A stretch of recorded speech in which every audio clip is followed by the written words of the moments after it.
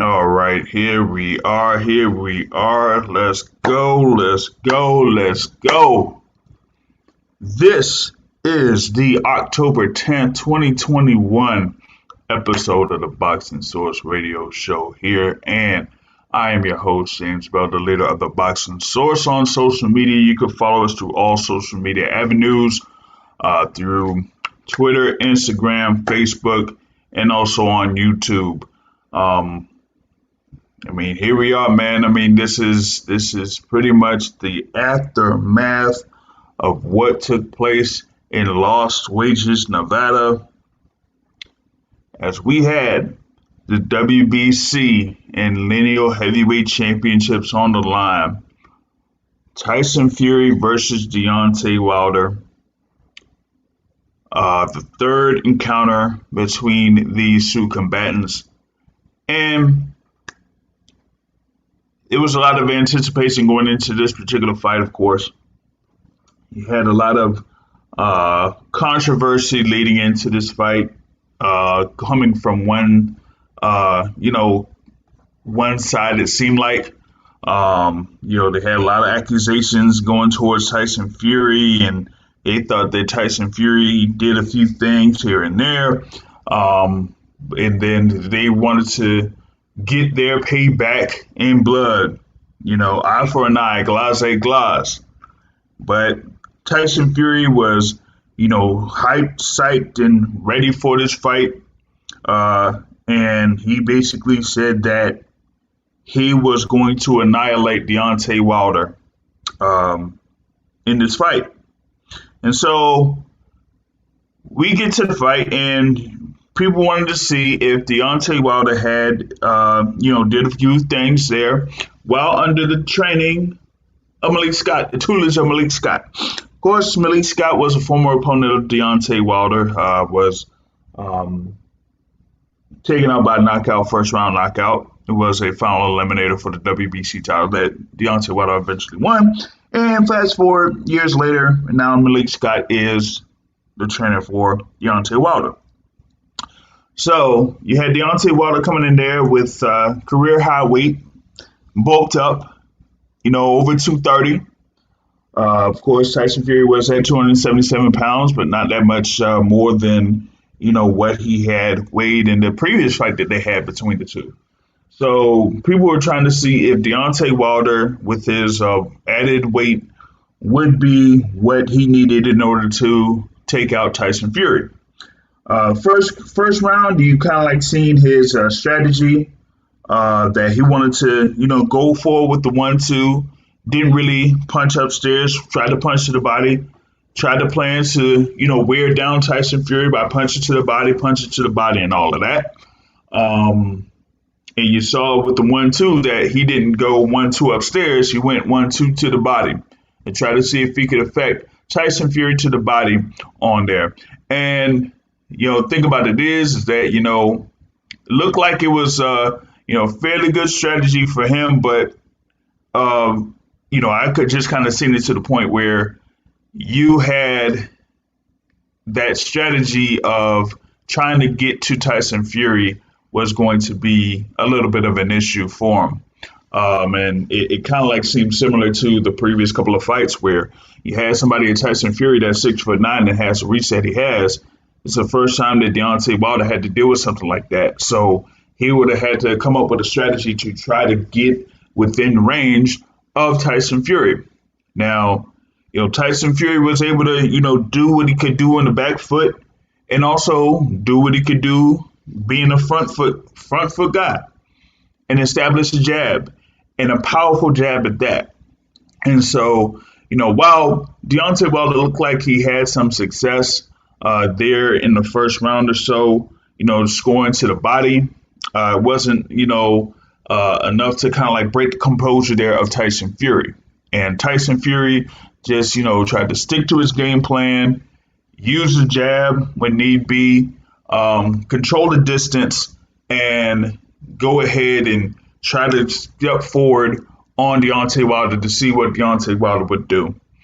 And you kind of like seen from early that Deontay Wilder really did not adjust to the come forward style of Tyson Fury, in that he didn't really move his head up, he didn't really have a good guard, and he was getting caught with the right hand before Wilder could really get his hand up to try to block the punch. While on the flip side, there was some, punches thrown by Deontay Wilder upstairs. You kind of seen a pattern there from Tyson Fury that kind of like seen that it was coming to him. That it seen it was coming to him. He would block it. He would be out of range, or he would, kind of like roll with that punch with the right hand that came upstairs sometimes. And with that, you kind of seen that Tyson Fury had that success early on and just stayed with the pressure of being the bigger man, being the taller man, and also when he comes forward, that if he doesn't land well with the right hand, he would come in and clinch. And that was one of the key things going into this particular fight was Deontay Wilder going to do what it needed to do in order to get himself out of the clinch and break himself away from the clinch. And the added weight, before this fight was going to be something that could have had him working off of getting away from the clinch. But he couldn't really necessarily do that. You've seen Tyson Fury kind of like tie him up, work on the inside, work the body a little bit, come up with a few uppercuts.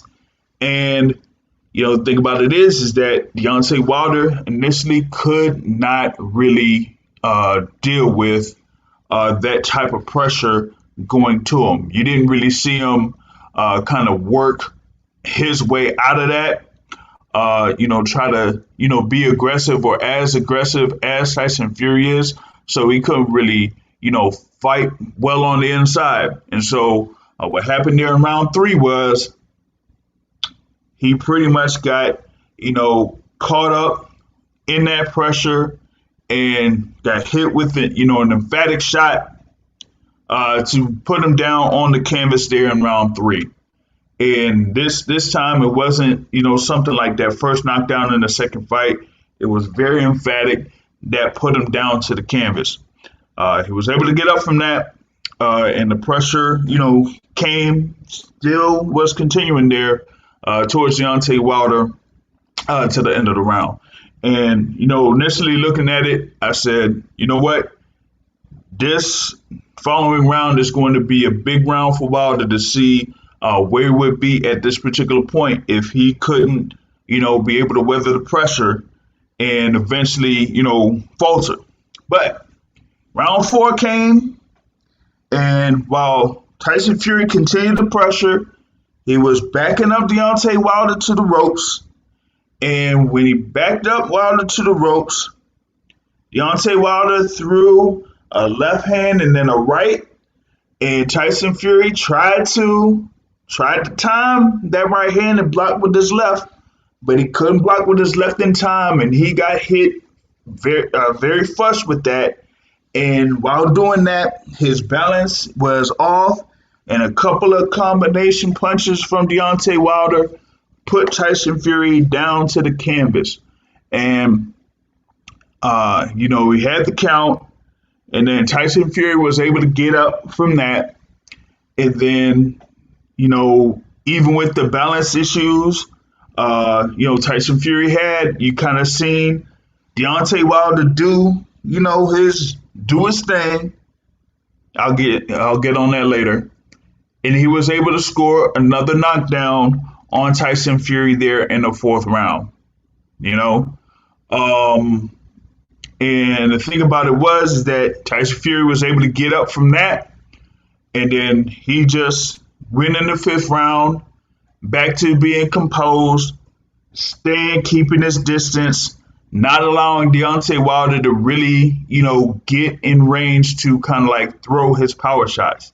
Because if you've seen from that point forward, you kind of seen Deontay Wilder do things that he was doing over the past 40 or so fights in his career, where you kind of seen like if these guys were at a distance, that if Deontay Wilder tried to come in on his front foot, he would skip forward, throw a left, and then follow through with the right. Shout out to my guy, Brother Myron, that did kind of point this out before this fight took place, is that usually what Deontay Wilder does is that when there's some spacing, in order for him to close on that spacing, he'll skip forward, throw the left jab, and then follow through with the right hand. And so it seemed like every time that Deontay Wilder did that, Tyson Fury saw that the whole time, whether Tyson Fury was in range or not. You kind of seen Tyson Fury see that coming, and whether he was like good enough to try to get to Tyson Fury or not, Tyson Fury either blocked it or rolled with the punch. And so with that being said, you kind of like seen that, Fury wasn't really affected by the offense that was being given out there by Deontay Wilder. You know what I'm saying? So on the flip side, when you seen Tyson Fury kind of like throw the power jab, it kind of paused Deontay Wilder. Like when you saw the jab and it landed, like boom, it like really stopped the momentum of Deontay Wilder, whether it was, him going forward or even backing up. You kind of like seen that. And going over the course of the fight, you seen when Deontay Wilder was backing up and stuff like that, that he really wasn't prepared for a punch coming at him. It didn't seem like he was like really blocking, but there were times you could visually see that he was like closing his eyes, preparing for that punch to come to him. And with that, you just kind of seen the eventual breakdown of Deontay Wilder by Tyson Fury, in that there was no answer for the basic 1-2 from Tyson Fury. All he had to do was just stay, in range, throwing a jab, and then while he just throws a jab, just come in with an occasional right hand. And there wasn't really much of an answer for that. And then sometimes, even when Deontay Wilder was throwing, you saw Tyson Fury throw something back. And one of the other punches that was key in this particular fight from Tyson Fury was the uppercut. Whether he was mid-range or up close, you kind of seen Tyson Fury throw that uppercut. And while Wilder was trying to, get himself back into it, he didn't really have the energy to put everything in his punches, either mid-range or up close, in comparison to Tyson Fury, who had all of the weight down on Deontay Wilder, throwing body shots up close, throwing an uppercut, and all of that. You know what I'm saying? So, hey, as pointed out here, in this live conversation, Wilder just really didn't have much of a defense. You didn't really see any head movement from him. The guard wasn't really, good or anything like that. And yes, there were times when Fury would have the thing where, and he did this in the second fight too. And this is one thing fighters got to be aware of in the ring. You got to be aware of where the referee is when you're in the ring. Because if you're getting in close quarters and you get into a clinch, there could be angles where the referee can't see it, and you could get some stuff in. You could, do what Fury did, have the arm, around the back of the head, and then come up with an uppercut. And I've been telling people this all the time. This in the sport of boxing, you got to know the rules, and you got to know if you can bend the rules, then bend the rules. You've had fighters do this in the past.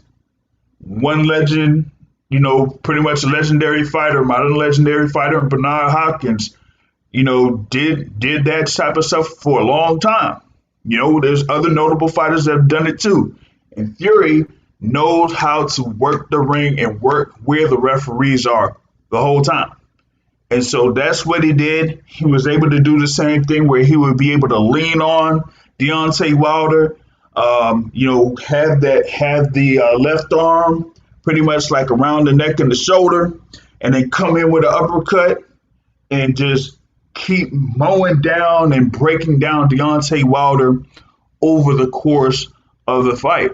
And so it was more of an issue of how long would it take for Tyson Fury to take out Deontay Wilder, or if the towel was going to be thrown in.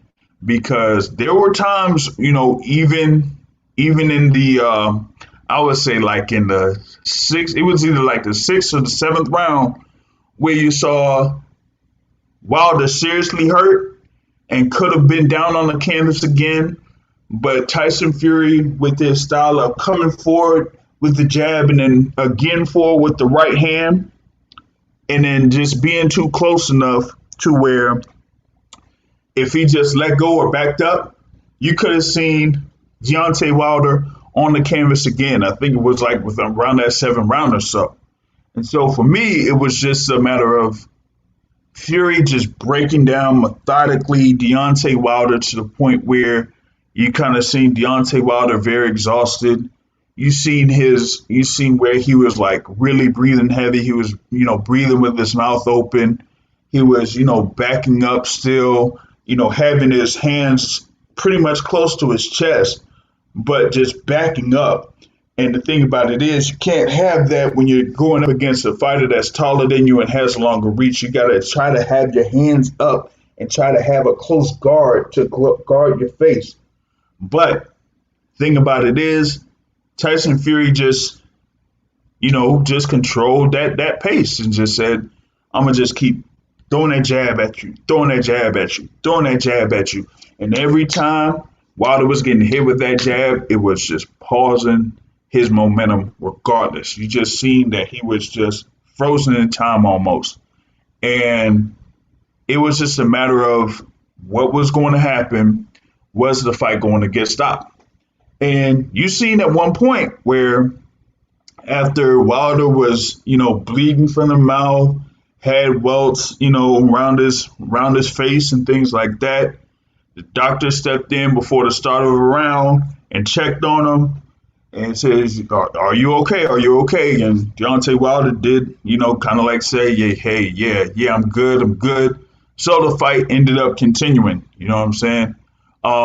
And you just had more of a breakdown by Tyson Fury. You had, round 10 where he just did what he did again, just eventually broke him down. And in close quarters, he just hit him with a big, thunderous right hand that, took down Deontay Wilder again. And it was just a matter of, with Wilder, was he going to get up? And he did get up there in the 10th round. You just saw, more of a breakdown of Deontay Wilder. Near the end of that 10th round, you seen him, throw a few combinations, landed a couple of times there. But, nothing where, it seemed like he could really get himself back into it and have the strength to get back into the fight. And then the beginning of the 11th round, again, you just saw the same thing. Deontay Wilder backing up, getting hit with the jabs, allowing himself to, kind of like get in the clinch, and then backing up to the ropes, got into a clinch, couldn't really fight off the clinch, push himself off, couldn't work out of the clinch, got hit with an uppercut, and then Tyson Fury just had one step back and then hit him with the left and then just hit him again with the right hand, bam, and just took out Deontay Wilder, flattened him down to the canvas there in the 11th round, and the referee just didn't count. He just, pretty much waved the count off and stopped the fight. 11th round TKO victory for Tyson Fury, for him to retain the WBC and Ring Magazine heavyweight titles. That was his first defense of any heavyweight title that he's had. Of course, he had that win over Vladimir Klitschko back in November of 2015 and didn't defend those titles in a rematch because he had, other things to do. But in reference to this, he stays undefeated. He is now, there with a record of 31 wins, 0 losses, and 1 draw. That scores as the 22nd knockout victory of his career, and handing Deontay Wilder his second professional loss and his second stoppage loss. He is now 42-2-1. And, a lot of people, kind of like, a lot of people are now saying like Fury kind of like stands alone as the top heavyweight in the division. He kind of like clearly defined himself as a top heavyweight there in the division. So it's going to be interesting to see like how things kind of like work out from this point forward, because we have the thing here with Fury having the WBC title, Alexander Usyk as the WBO, IBF, WBA champion, and we're gonna see if could we see undisputed in 2022. Who knows? But we'll see about that. I will get to the topic here a little bit later. Smoking Joe did kind of like go into it here a little bit, but want to add in a contributor to the Boxing Source here, checking in. Brother Mike, what's going on, man? What's going on? How you doing? Yeah, I'm doing all right, my man. I'm doing all right, man. We might have a couple of contributors missing today. Of course, you do know that one particular person put a bet on the line a couple of weeks ago, saying that Deontay Wilder would win, and he put his title as president of the Deontay Wilder fan club on the line, and we know that he lost. And so now, as of this point, in October 10th, 2021, Mr. MVO Matthew Brown is no longer the president of the Deontay Wilder fan club. So, being that Mike was standing as the vice president of the Deontay Wilder fan club, do you accept the title as president of the Deontay Wilder fan club? Yes, but let me ask you a question. Okay. Are you actually serious about taking away my man's title as the president of the Deontay Wilder fan club? Oh, it's on record. He accepted it. I got you. Okay. I'm not one to claim titles and stuff, but hey, if somebody must carry the mantle, I don't mind doing it. I have a perspective on the fight. Go ahead. We're going to get a lot of talk about the fight. We're going to get a lot of verbiage where people say Deontay Wilder was probably a fraud. Deontay Wilder was this. Deontay Wilder was that. And what I would say to these individuals is, were you not entertained? Is that not why you tuned into the fight? To see a man try his hardest and compete at the highest level. And in doing that, sometimes the men fail. To me, this fight was more than about Deontay Wilder going up, trying, and failing. To me, it was about a man who, helps people understand that we all go through something. We all face adversity, and we all go through something called a hero's journey. Deontay Wilder, to me, represents a man who was on top of his crown. He faced another man who was also on top of his crown. They competed, and now he is facing adversity. And one thing I know about adversity, that it shows us who we are. It reveals us our character. And from that character, we have a few things that we can do. We have our future that we can mold, that we can shape, that we can go into the you know other future and decide what we want to do. To me, this fight emboldened me in things in my life where I'm facing adversity. Shit, if you ain't ever been a man who been down and had to stand up and keep standing up, even at the end of that fight, Deontay Wilder was a broken man, and he still kept trying to stand. Was it a good call to stop the fight? Of course. But to me, again, that helps me push forward in things in my life where motherfuckers trying to break me. And if you can't take that from the fight and respect that a man gave his all, his nerve, his sinew, and he put it all on the line, yeah, he came up short, as we will at times. I don't know a man who hasn't. But he tried, and that is probably, in the recent years, one of the best heavyweight fights you will see. Deontay Wilder, motherfuckers say Deontay Wilder can't win a round against Tyson Fury. Came out with a game plan. And he won, to me, arguably 2 rounds in a row. Definitely there's no argument that he won the first round. Came out, jabbing to the stomach, jabbing to the head, kept him off balance in terms of, throwing his right hand.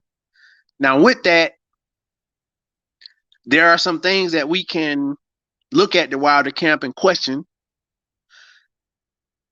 Yeah, you bulked up. Yeah, you wanted to have the muscle to push the weight of Tyson Fury off of you. At the same time, you had to know that this fight was going to go into the later rounds. And if you wanted to keep up in terms of endurance, because he was going to try to break you down, how many miles were you running?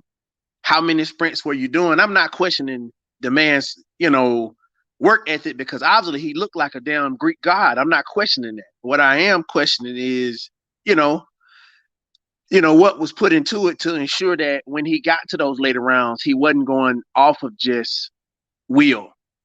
Because Deontay Wilder was seriously through. His wide was gone. He blew his wide by round 5. It was probably earlier than that. And for 5 more rounds, 6 more rounds, he was going off straight fumes. Like literally a man fighting off of hard. As you said, it could have gotten stopped a lot earlier. But then Tyson Fury caught him with a punch. I think that was the punch where he pushed his head down and then uppercutted him. I could talk about that. I could talk about the legalness of that. But nevertheless, he caught Deontay Wilder. Deontay Wilder went down.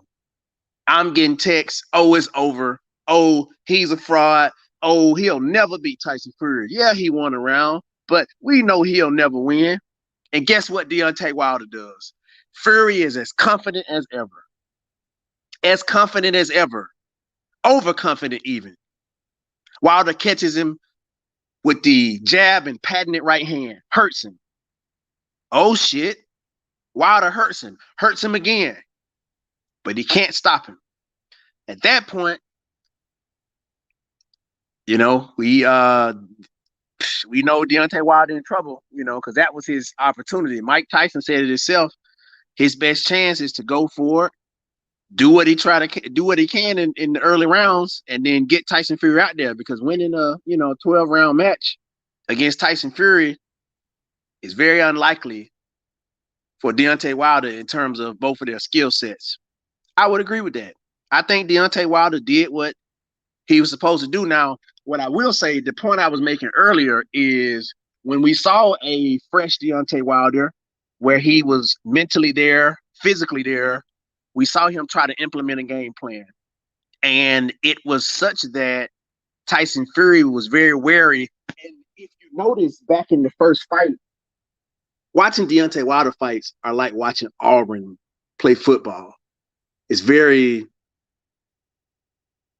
nerve-wracking for at least somebody who wanted to win.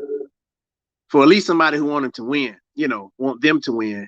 But if you notice, when Wilder was feigning and all that stuff, it went back to what the tendencies of what Fury did in the first round, where he would either do the high guard, but he would, when Wilder would feint, Fury would, move, and then he would always end up bending on his right side in that one spot. And I'm, for the life of me, I watched it in the movie theater, I'm screaming, Wilder, feinting, throw the jab, feint him, get him in that spot and hit him like you did last time. Because when Wilder was on the offensive, he had Fury doing the things that he could have capitalized. But at that point, when he was doing that, his energy was gone. His stamina was through. So he didn't have the energy to actually implement the things that made him successful, the things that would have made him successful. At that point, he just fighting off fumes. And you know what happened then? You revert back to what got you there. And the stuff that got him there is not the stuff that'll be the champion, the reigning champion like Tyson Fury.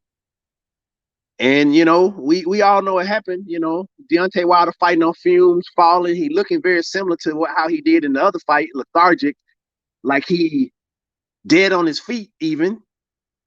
And then, Tyson Fury leaning on him.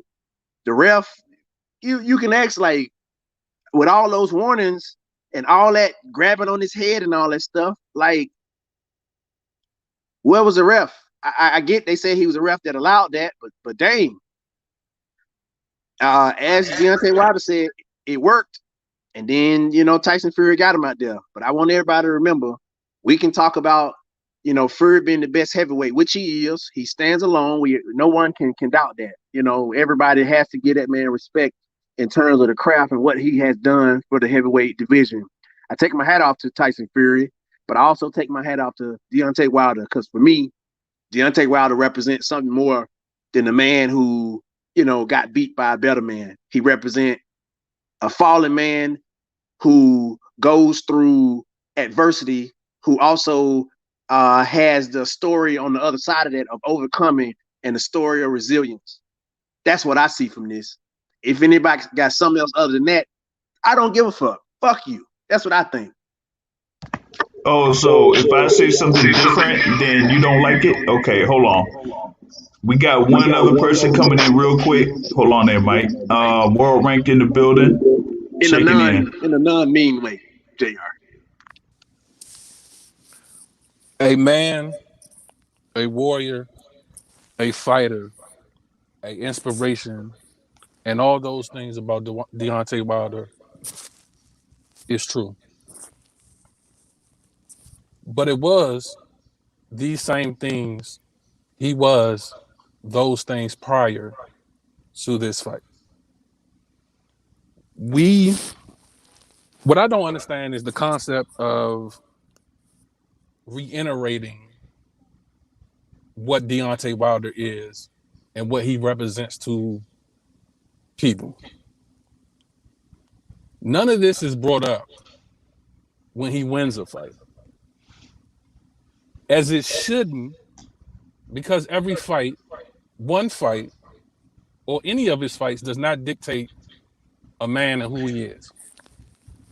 There has to be an accountability among us to learn and educate ourselves and each other about the truth. And as much as we want to fantasize about what we want the truth is, sometimes we have to admit when we see something in our eyes and we see it over and over again, it is the truth. No matter how much we try to justify, excuse it, make way of it. Deontay Wilder, I don't know if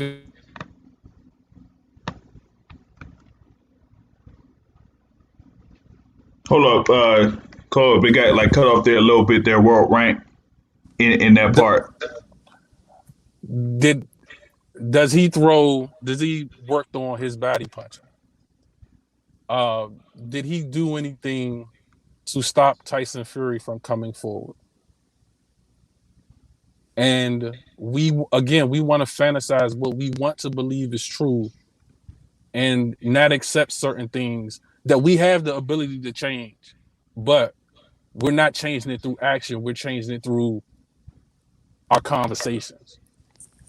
And Mike touched on something about if you have a different, not necessarily a different opinion, but if you don't agree with some of the things that he said, then fuck you.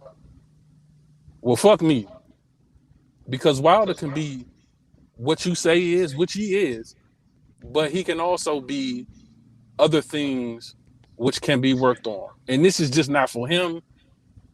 This is just not for me. This is just not for you. This is for everybody. Everybody can work on something to get better.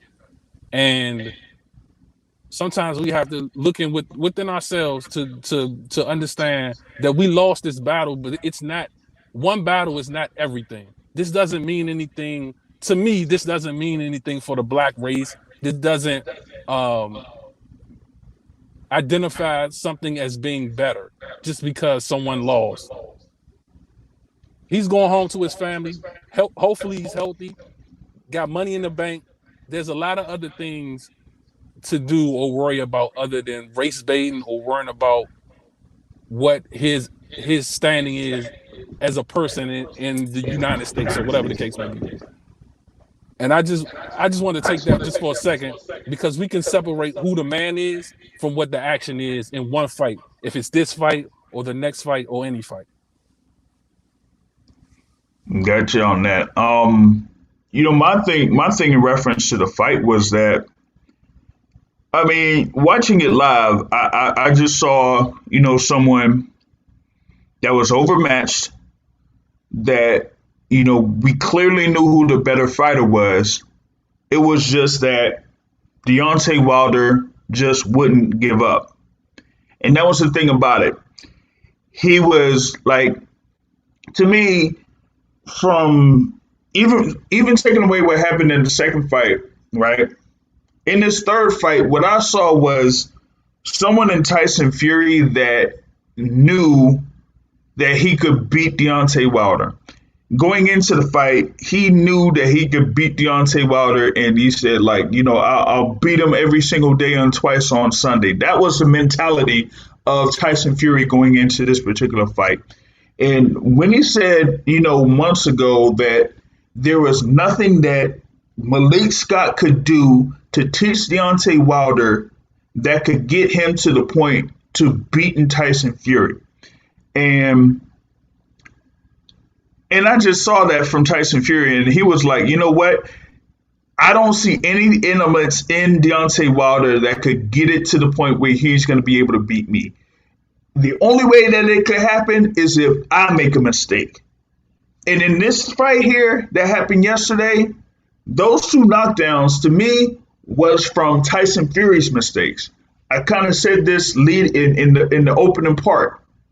When Deontay Wilder got that first knockdown, that came off of Tyson Fury coming forward, trying to do the same thing of trying to go in with the left and come in with the right, and then trying to block the right hand.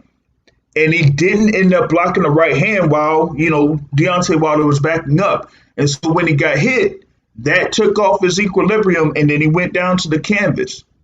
But after that, you really didn't see much from Deontay Wilder where he could have Tyson Fury at a point where he would be in danger once again. All Tyson Fury had to do, like I said, leading into this fight, was control the distance.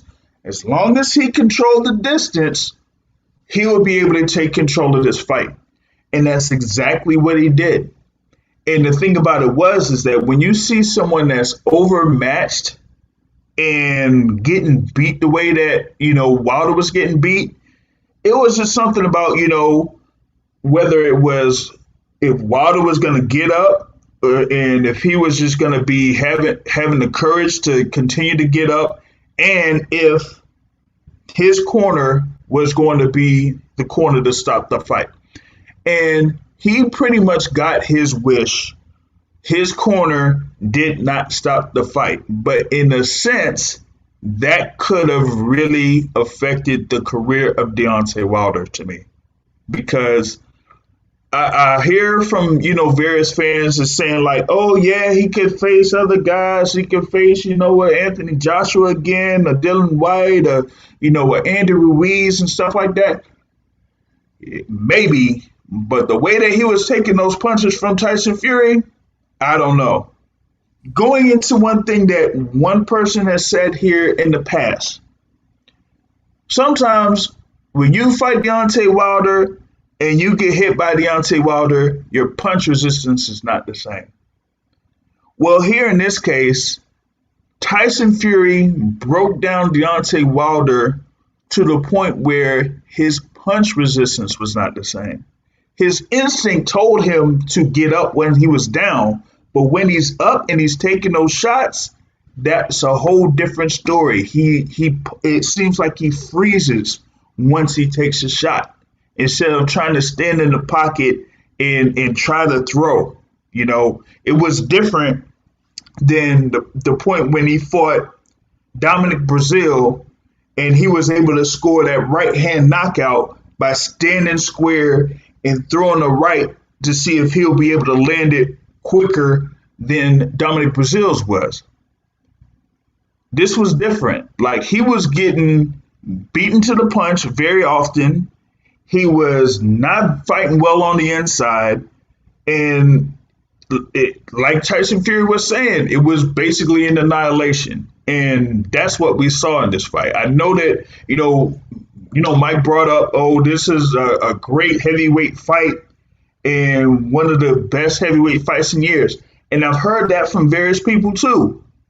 But from my perspective, I didn't really see it as that, because even with the knockdown scored by Deontay Wilder, I just didn't see a point after that where I would see Deontay Wilder and be like, he has a shot to get back in this fight after getting the momentum back.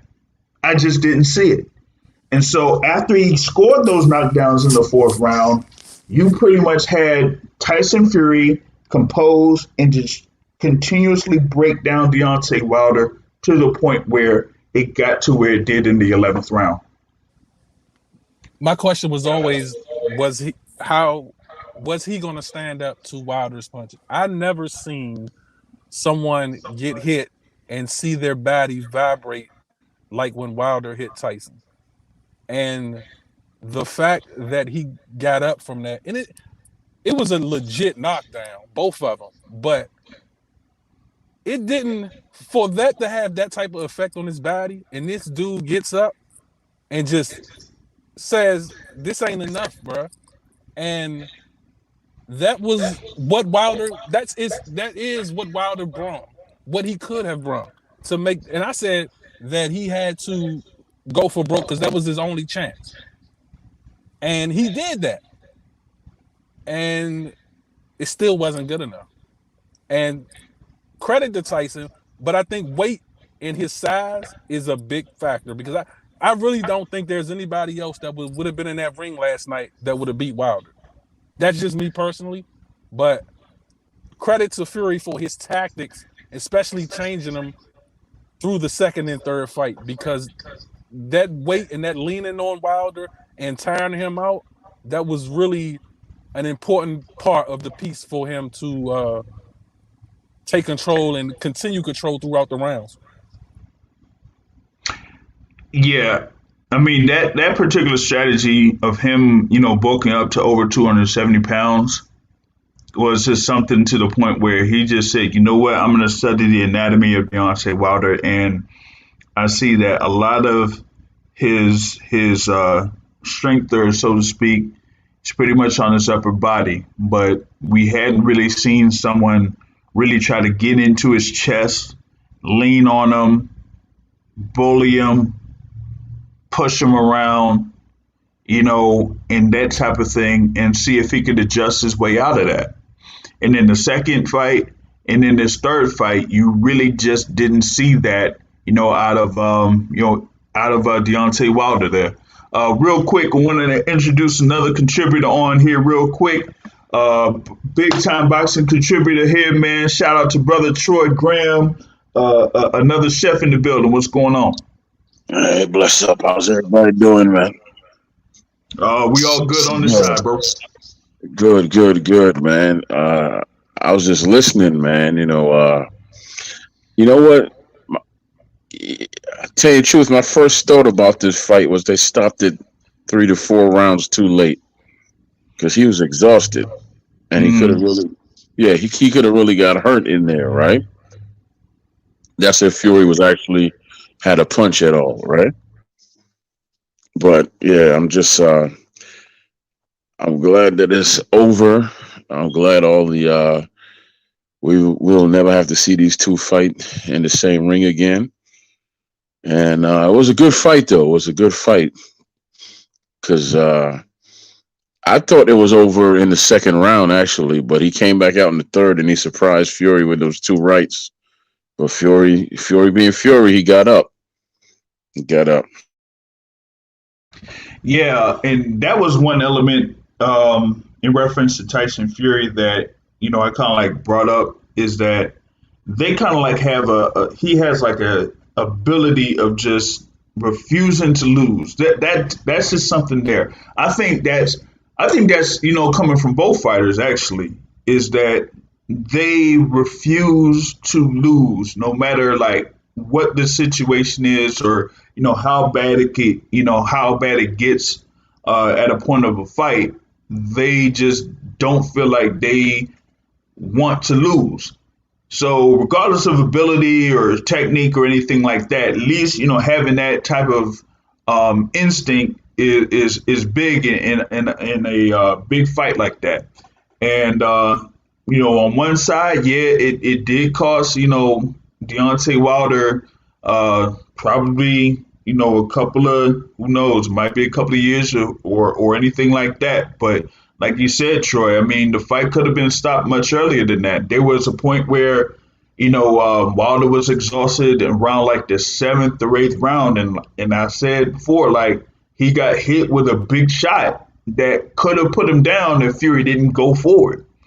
And then there was like, after the end of the 8th or the 9th round, when the doctor came in and checked on Deontay Wilder and said, like, hey, are you, willing to continue? And he was like, yeah. So they ended up, continuing the bout, man. And, it just looked like, man, and it's crazy to me because the way that this fight ended, damn, it almost looked like Ivan Drago versus Apollo Creed, man. It almost did.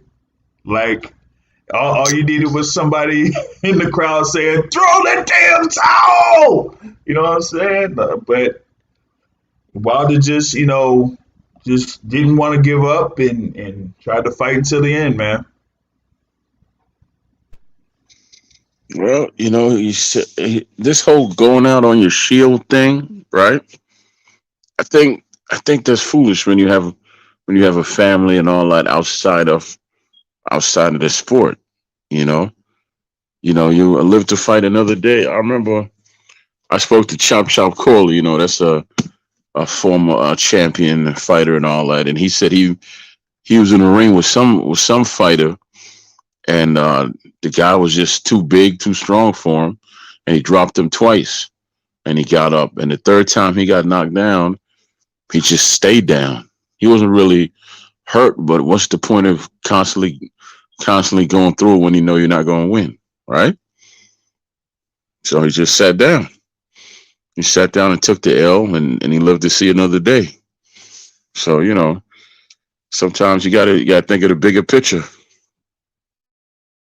Yeah, that's true. And with the immediate reaction out of that second fight, where the whole controversy of throwing the towel in and stuff like that, there with Mark Breland, I kind of like said that it's interesting because at that time, about a year before, you had Deontay Wilder talking about, being able to go in there as gladiators, but being able to get out of there and being able to see your kids and your family and things like that. And for him to like go from, that one point back in 2019 after his win over Dominic Brazil, and then go to this point where he curses out Mark Breland and then says that he removes Mark Breland from the team for doing that and says that, oh yeah, if you just go against my instructions, you get fired. But I'm like, well, you said one thing a couple years ago. So what changed from that point to now? Good question.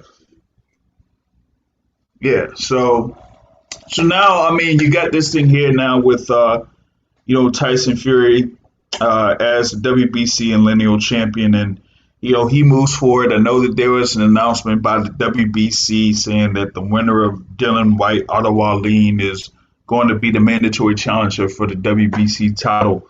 But going off of this, I gotta see like what happens with Tyson Fury, because Tyson Fury kind of like said that the way that he motivates himself is getting himself prepared for a fight. And after he gets himself prepared for a fight, he goes through the fight and he gets through and he gets a win. And then after that, it's like, even with all the stuff that's around him, the family, the kids, the brothers, the father, and all of that, he still feels like, it's something that's like unfulfilled.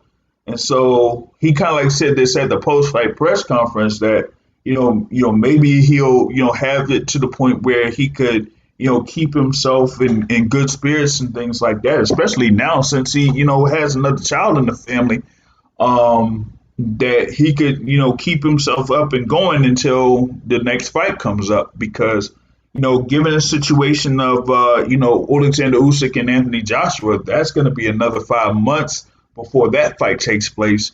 So then he's gonna end up being inactive till maybe April or June, April, May or June, depending on when they want to go ahead with this WBC situation. So he's going to be inactive for a good little while, unless if they say, hey, let me see if you could just come up with the a voluntary defense of the WBC title. But the way that things are right now, these guys are just, fighting 1 or 2 times a year, regardless of what the situation is. So, maybe, he'll have to, figure out a way to get himself active and going until the next fight is pretty much official for him. On the other side is one of the main topics here.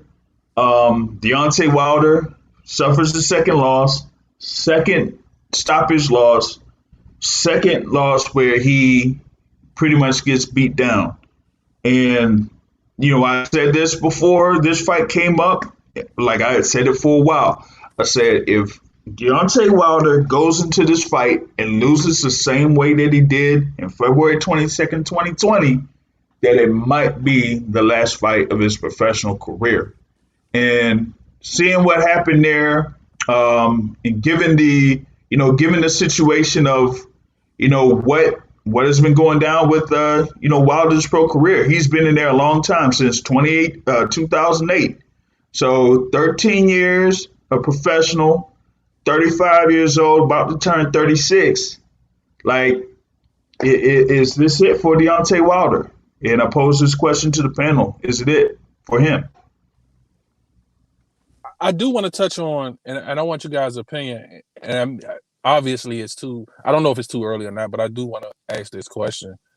Do you guys think that Deontay Wilder is a Hall of Famer if he ended his career right now?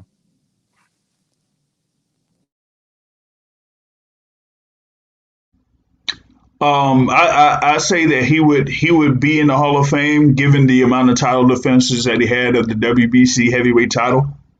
And it'll just pretty much be off of that and the knockout stoppage streak that he had for a while until he got to first with the thing with Berman Severn. and then after that, starting the streak again until he got to Tyson Fury. So I think that'll be enough to get him in the boxing Hall of Fame. I mean, like I've heard that a lot of guys kind of question some of the people that are already in the Hall of Fame as it is, and so for me, I think with him being a heavyweight, with him having the amount of title defenses that he's had, I think that he'll get in off that. I think it's going to be kind of like similar to the run that Vitaly had with the WBC title. But I just think that he's gonna end up being in the Hall of Fame. I don't know if he'll be like first ballot, but it just depends on who's going to be on the ballot when he does retire, though. I actually thought that was a trick question. Because to be honest with you, he's probably going to get into the Alabama Boxing Hall of Fame, but I don't see any reason why he would get into the Hall of Fame. I'm not being facetious or anything, but he has 10 title offenses. Yeah, so did two other people. Can you name me one person that he fought that's of significance? No. Okay. The whole knockouts, he knocked out a bunch of people. So did Ernie Schaefer. So did Ron Lyle. So did a bunch of other fighters. They're not in the Hall of Fame. No. So he's not going to get in the Hall of Fame because he didn't do anything Hall of Fame worthy. Nothing you stated is something that stands alone in his career. The 10 title offenses been done before. The knockouts been done before. So, no. So I would agree with JR in that, the fact that there are only 3 other people who have had 10 title defenses or more, that makes that special, because that's not something easy to do, even in the multiple belt areas where people fight lower competition, however you want to call it. And then him having the highest knockout streak for wins that he does own, that's also something that, is also new in terms of what he's doing. To go to the original question where, it was asked, the reason why I think his career is not over, if you think about the 4 horsemen and the way that they describe them, Duran, Leonard, Hagler, Hearns, if you look at the individual boxers and probably look at them at their highest fights, Duran lost against those, higher tier fighters. And everybody else lost against everybody else. If you go through it, you'll see that when they were at their highest heights, they were getting knocked out by each other. They were getting beat pretty easily. Someone won very convincingly in almost every fight. And, the fact that they did have each other there to sort of propel them and to push them, and one person's strengths may be overcome another person, but then when they fought another person who was up there as well, they beat that other person. So what I think will allow his longevity, obviously he needs to heal. He needs to make sure that whatever, the damage that happened from Fury can be overcome, because I agree. Yeah, he took some damage, and it remains to be seen if the damage it will be lasting. But throw in a Anthony Joshua. So Tyson Fury is the best of the bunch. I mean, we all know that. I'm not sure World wanked when he heard my spiel to say, we try to put a spin on people when we already know who they are. You must not have heard me say that Tyson Fury is the best. There's no way of getting around that. The point I was saying was, if you've ever faced a giant and you've been the underdog, if you don't give credit to a person who did that and did it with the best ability or the greatest will that they had, and respect that, then yeah, you probably hadn't. You probably are not a person who has faced some and tried to push through. But that don't take away from Tyson Fury's ability. I think Deontay Wilder facing Joshua, maybe facing Usyk. I mean, this is not the four horsemen time, but that's going to be the only way. So the reason why Deontay Wilder got propelled is because he did have a rival, and so what's going to have to happen is the other people are going to have to be relevant, even if that is Tyson Fury get undisputed and then go off into the sunset. Deontay Wilder may stay around for a few more years, and then he fights Joshua and these other people. That'll be him sort of coming back into the sunset. But yeah, Tyson Fury is the best heavyweight. Hey, Yeah. Mike. Okay, go ahead. Hey, Mike, I was talking about when I was making my statement, I was regarding what we saw as a whole career in terms of Wilder. I wasn't even speaking on Fury. It was more of a referendum on how people see Wilder throughout his career and kind of having blindfolds on based on their belief in him. It wasn't based on Fury. It wasn't based on, it was more of a frustration of how people ignore certain signs about Wilder. His negative side, let me say that, just his negative, just not seeing clearly in terms of being realistic about who Deontay Wilder is as a fighter, not as a person. And some people wanted to combine the two to make Wilder a whole great individual fighter, which he still can be, but they were trying to merge how they felt about Wilder as a person and try to erase some of the deficiencies that they actually saw him as in terms of in the ring. So as deficient as he is, so let's take Tyson Fury out the conversation. Tyson Fury is number one, period. No discussion. Take Tyson Fury out the picture. And then even with Deontay Wilder, so let's say Deontay Wilder isn't damaged goods. Let's say he still can compete at the highest level.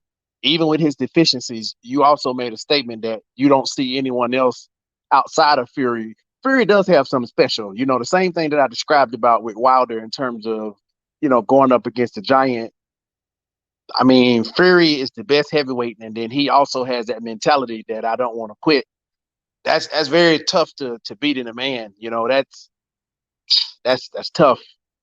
But you also made a comment that you don't think that there would have been many other heavyweights that would have beat that version in terms of, what he brought into the ring, deficiencies and all. There was something to be desired in that I asked questions like, y'all came in the ring and this didn't appear to be too different than, what we saw in the other fights. But then it goes back to what you said. Yeah, I'm probably even one of those people who were probably emotionally invested in Deontay Wilder and sort of I was hoping that something would be different. I mean, did I know he was going to have to go for broke? Yes, of course. But what I'm saying is in terms of hoping to see something different in terms of like the endurance, which would give him a better chance to compete at the later rounds versus to be staggering around and just be a sitting duck to get plucked. Yeah, that I'll let somebody else talk. Okay, well let me jump in here. Go ahead, Troy. Yeah, sorry about that. Let me jump in here real quick. You were talking about the four kings, not the four horsemen. That's what they were called, right? Matter of fact, brother, go ahead, go ahead, and I'll come in after you. Go ahead. So, Mike, it's more of a referendum again on Wilder and how he's perceived his whatever he was lacking, whatever he is lacking, it was perceived to be good enough in all his other fights, which is fine. And like I said before, I don't think there was nobody in that would have been in that ring yesterday or would have beat Wilder.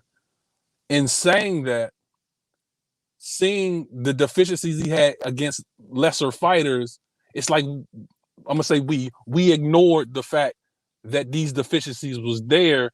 Instead of saying, he's up against it, he has the ability to overcome this. Like you said, he has the ability to overcome it, and I believe that he might overcome it, or he can overcome it. It was more of an ignoring. It's like it's hope, but it's like blind hope, and I just never got that the understanding of people blind hoping when something's clearly in front of you. Just for Fury in itself, and the 2 fights that we saw, and it's just like, oh, Wilder going to kill him in 2 rounds. He's going to kill him in 4 rounds, and we had no. He's going to do more to the body, and there was no evidence of this previously. It's like we just ignored those facts, and we just went on with whatever belief we had, and that's what I'm speaking on, because I just don't like seeing people ignore facts.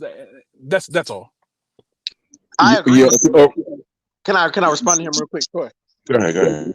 I agree wholeheartedly with what you're saying in terms of like blind confidence. There's not a lot of weight behind it, evidence. I will say though, so we are who we are. That's a given, right? Did you see in the fight that Deontay Wilder did have a game plan, or at least tried to implement something? No. Anybody but Troy. I'm talking to World Rank, I guess. Did you see that Deontay Wilder tried to implement a game plan? World Rank. I mean, I truly believe he tried a game plan for all 3 fights. Okay, but in terms of the third fight, so between the first 2 fights and an adjustment on the third fight, when you saw him walk into the ring, did you see him did you see him implement a game plan when you first round 1? I'm speaking on round 1. That's the easiest round to see what I'm asking you guys. Everybody but Troy, because it seemed like, I don't know. But did you see him implement a game plan? Yeah. And so the thing is, we always get back to, you're gonna be who you have practiced yourself to be. Like, yes, he tried to implement a game plan, but at the end of the day, he is who he is. And then when you are faced with adversity, you revert back to who you really are. But Deontay Wilder won that first round by implementing the game plan. You go to, why was his stamina not up to, and yeah, there was the emotions behind it, but why was his stamina not up to where he can go 12 rounds? Like, was he not running miles to be able to implement this game plan? That's the sort of thing that I think that, people feel sort of, I feel like baffled about, because if you are going to implement that, you give yourself a better chance to win, to continue implementing that. Now, what I will say, Tyson Fury was sort of, Deontay Wilder got very repetitive in that, between the going to the body and going to the head. And then by round 2, Tyson Fury was sort of, catching up to the timing of that. But he did try to implement a game plan. Troy, tell me how you don't think it was a game plan. Please. I didn't see anything different from the first fight to the second fight to this fight. I mean, what was different? Have you ever seen Deontay Wilder win a round against Tyson Fury? Other than knocking him out? Yes. Knocking him down. Other than knocking him down. I said yes. Yeah. Have you seen him outright win a match, a round against Tyson Fury? Or was it arguable that he won a round? No, I said yes 3 times. Yes. Well, I would say most boxing pundits would argue that every round that Deontay Wilder fought, that there was not a knockdown. It's arguable of him winning the round versus going into the third fight. I think all 3 judges would probably agree that Deontay Wilder won that first round. Second round is arguable, it's debatable. But the first round, one cannot argue that he won that first round, and he won the first round through the game plan that they implemented, through him going to the body, jabbing to the body. What was the game plan that you're talking about, since you keep bringing it up? What was the game plan that you saw? The game plan that I saw was, the way that you stop Fury from coming forward is to hit him to the body, hit him to the chest, and mainly the body shots, the jab to the body, the right hand to the body. And you saw Fury's posturing in that first round when Deontay Wilder was doing that. He was not moving forward. Deontay Wilder clearly won the round based upon him going to the body, and there was not a lot of the Fury that you saw in rounds 3, 2, 3, whatever, later on was a different one because of the game plan of going to Fury's body, left hand, right hand, and sort of stopping him in his tracks. But he never really stopped him in his tracks. Fury was moving, but he wasn't being forced backwards. He was simply moving how he felt like moving and working his way in. He was never forced to go backwards or anything. So no, I did. Did you see him being forced to move backwards? What I'm saying was Fury's game plan was to come forward, bully, pull Wilder's head down, tire him out. What you did not see that happening in the first round because Fury couldn't come forward based upon the body shots that were landing on him and the threat of, oh shit, is he throwing that right hand at the body or shit, could he throw it at the head? Like he implemented the game plan, and someone in the comments said that, once you get knocked down, as I said, you revert back to who you are. You revert back to muscle memory. And I mean, That's what some Deontay Wilder fighters was already up against a better man, but he clearly won that first round based upon his game plan of the body shots. So you're basing the first round as his game plan, and what happened in the second, the third, and the first round? The other rounds. When did Deontay Wilder get knocked down? Was it the second round? I think second or third. I really don't remember. Third. Third.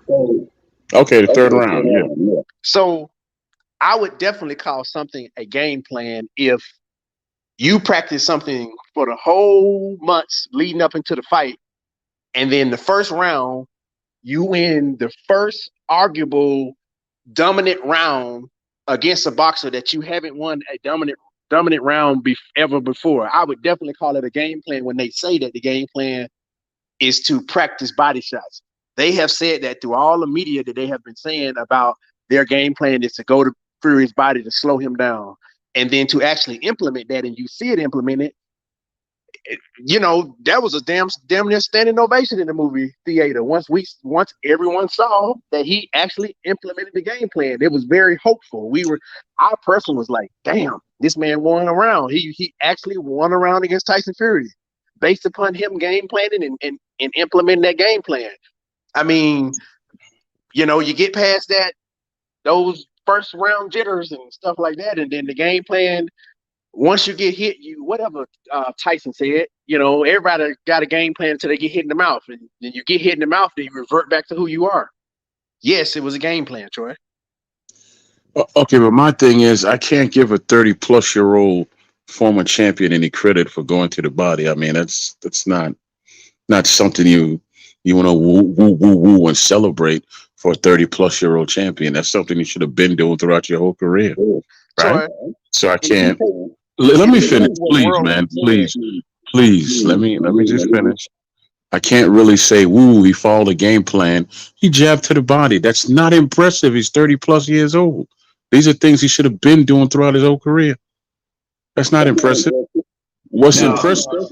But what's impressive is that he lasted for as long as he did. But the truth is, he doesn't have any fundamentals. He doesn't have it. The footwork and all that stuff. He does not have it.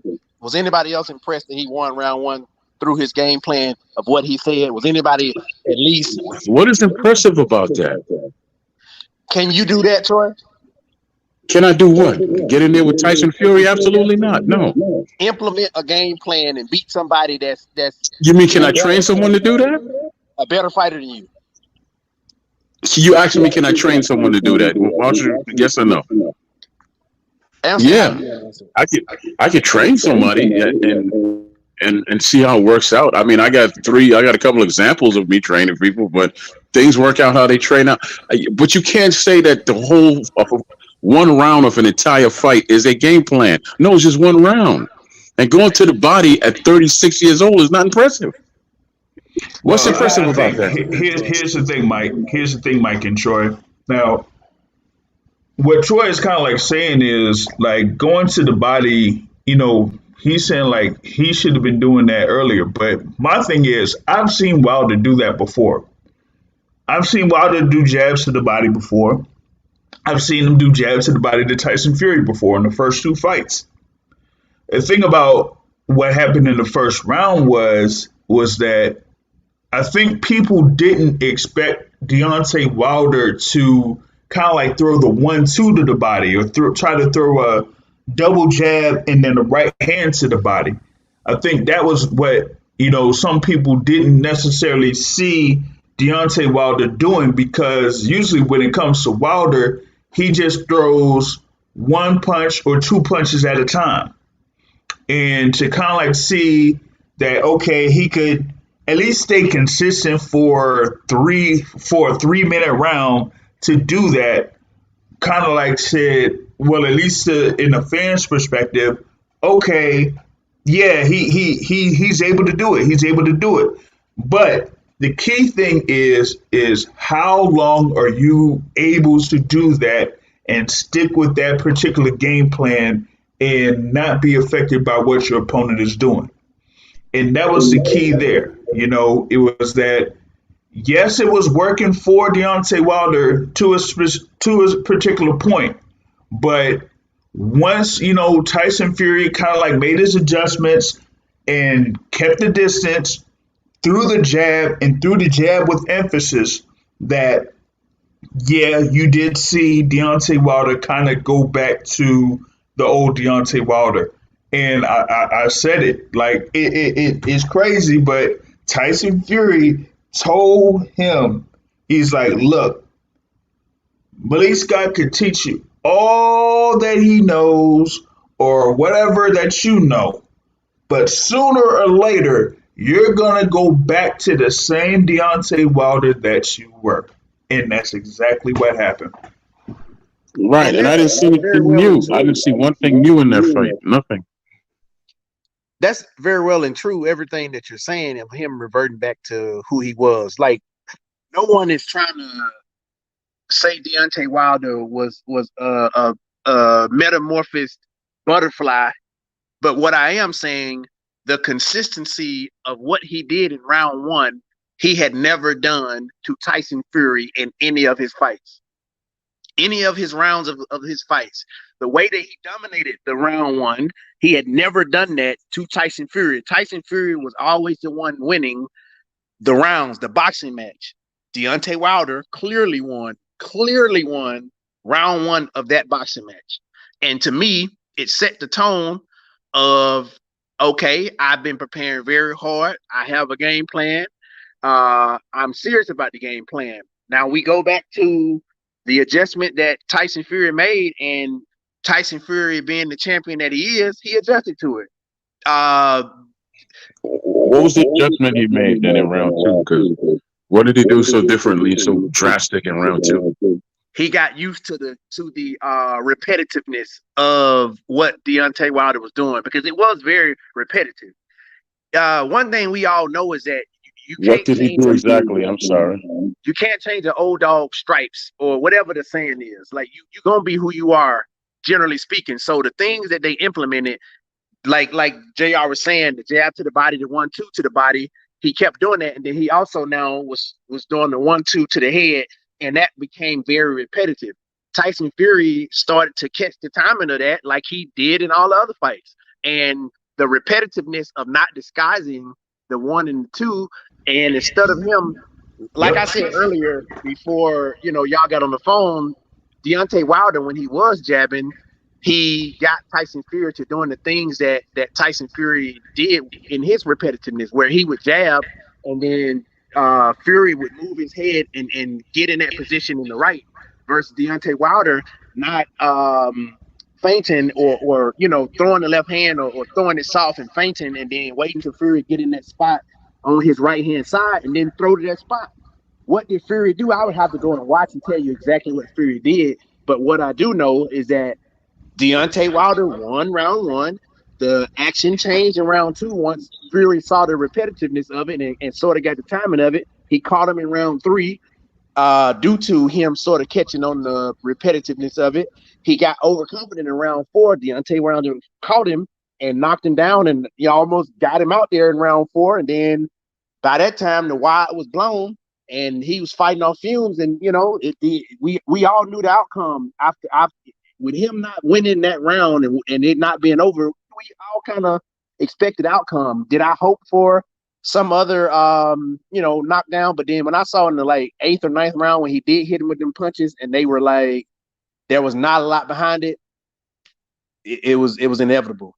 So what he did, I would have to go and watch the fight again to tell you, film study what exactly Tyson Fury did. But Deontay Wilder implemented a game plan, and he won the game plan. In round one, Tyson Fury adjusted, and then he was a better boxer.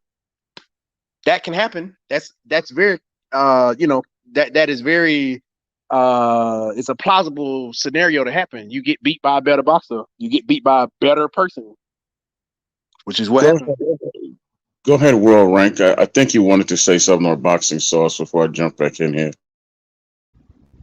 No, my thing was no, Troy. I was going to tell you that when I watched the fight live, I watched it out in the bar, and our guy man Myron, Box Logic United, like we were there watching the fight, and reason why I bring him up is because he kind of like pointed out something in reference to Deontay Wilder before the fight, in that like Deontay Wilder has a pattern that he does, and I kind of like mentioned it before earlier before y'all got on, is that when there's like some type of distance between him and his opponent, in order for him to kind of like get to his opponent and try to go off his back foot or his front foot, actually, he'll skip forward first, then throw the left jab, and then follow through with the right hand.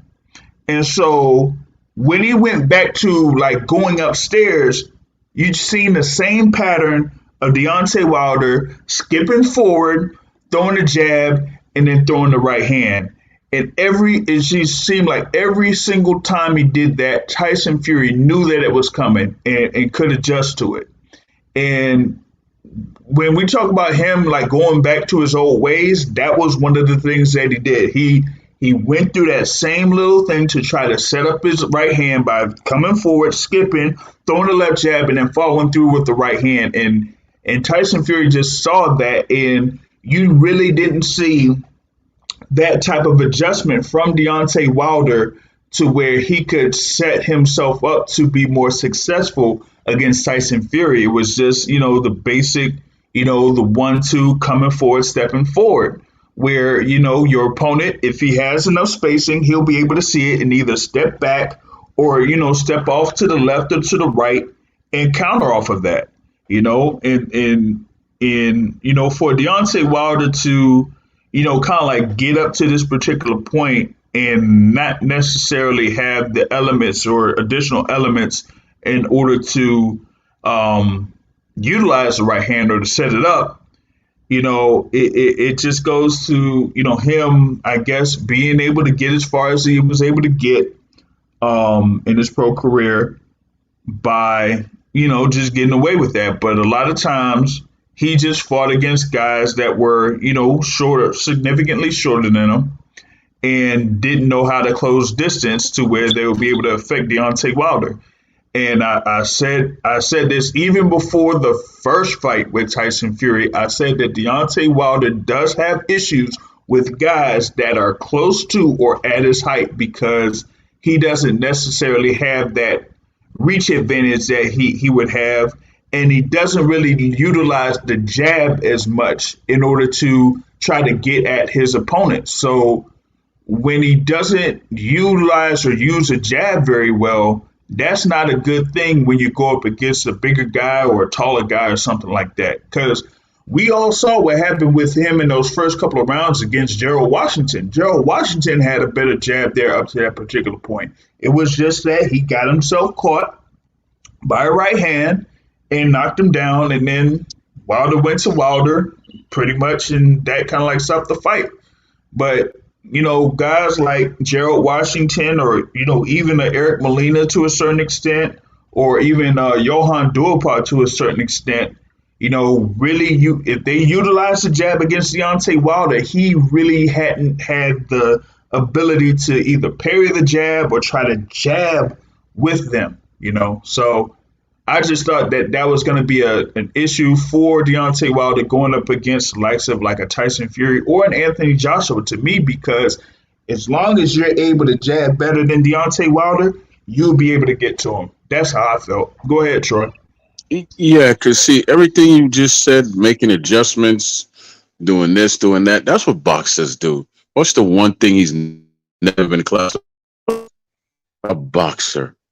He came out his own mouth a few years ago, said, I don't need skill, I have power. I mean, in his one real guy actually knew about boxing, was a world champion, top just brought his whole career, and he betrayed him and fired. He picked up the guy. Hey, Can you hear me? you Hello? had to go back to that last part. Which part? Like we're gonna talk about the adjustments there for Wilder. Like he hadn't really had the experience of doing that. Yeah, Every because boxer can do this and no, that. because you know why he don't have that experience? Because he never really listened to the only coach that he really had that had the experience to teach him that, which is Mark Breland. He never listened to him. Mark did an interview, and they asked him, coach. He was the head coach. As the previous coach was his head coach. But anyway, right when they asked Mark a question clearly. This was the boxing voice. Does Wilder listen to you? He says sometimes. So how you gonna learn anything if you don't listen to the one man who has the experience to teach it to you? Troy, I have a question for you. No, man, let me finish, man, and I have your question out. Now in the 30s, people are supposed to be impressed by you throwing a jab to the body. That's not for 30 plus years old. Hold up.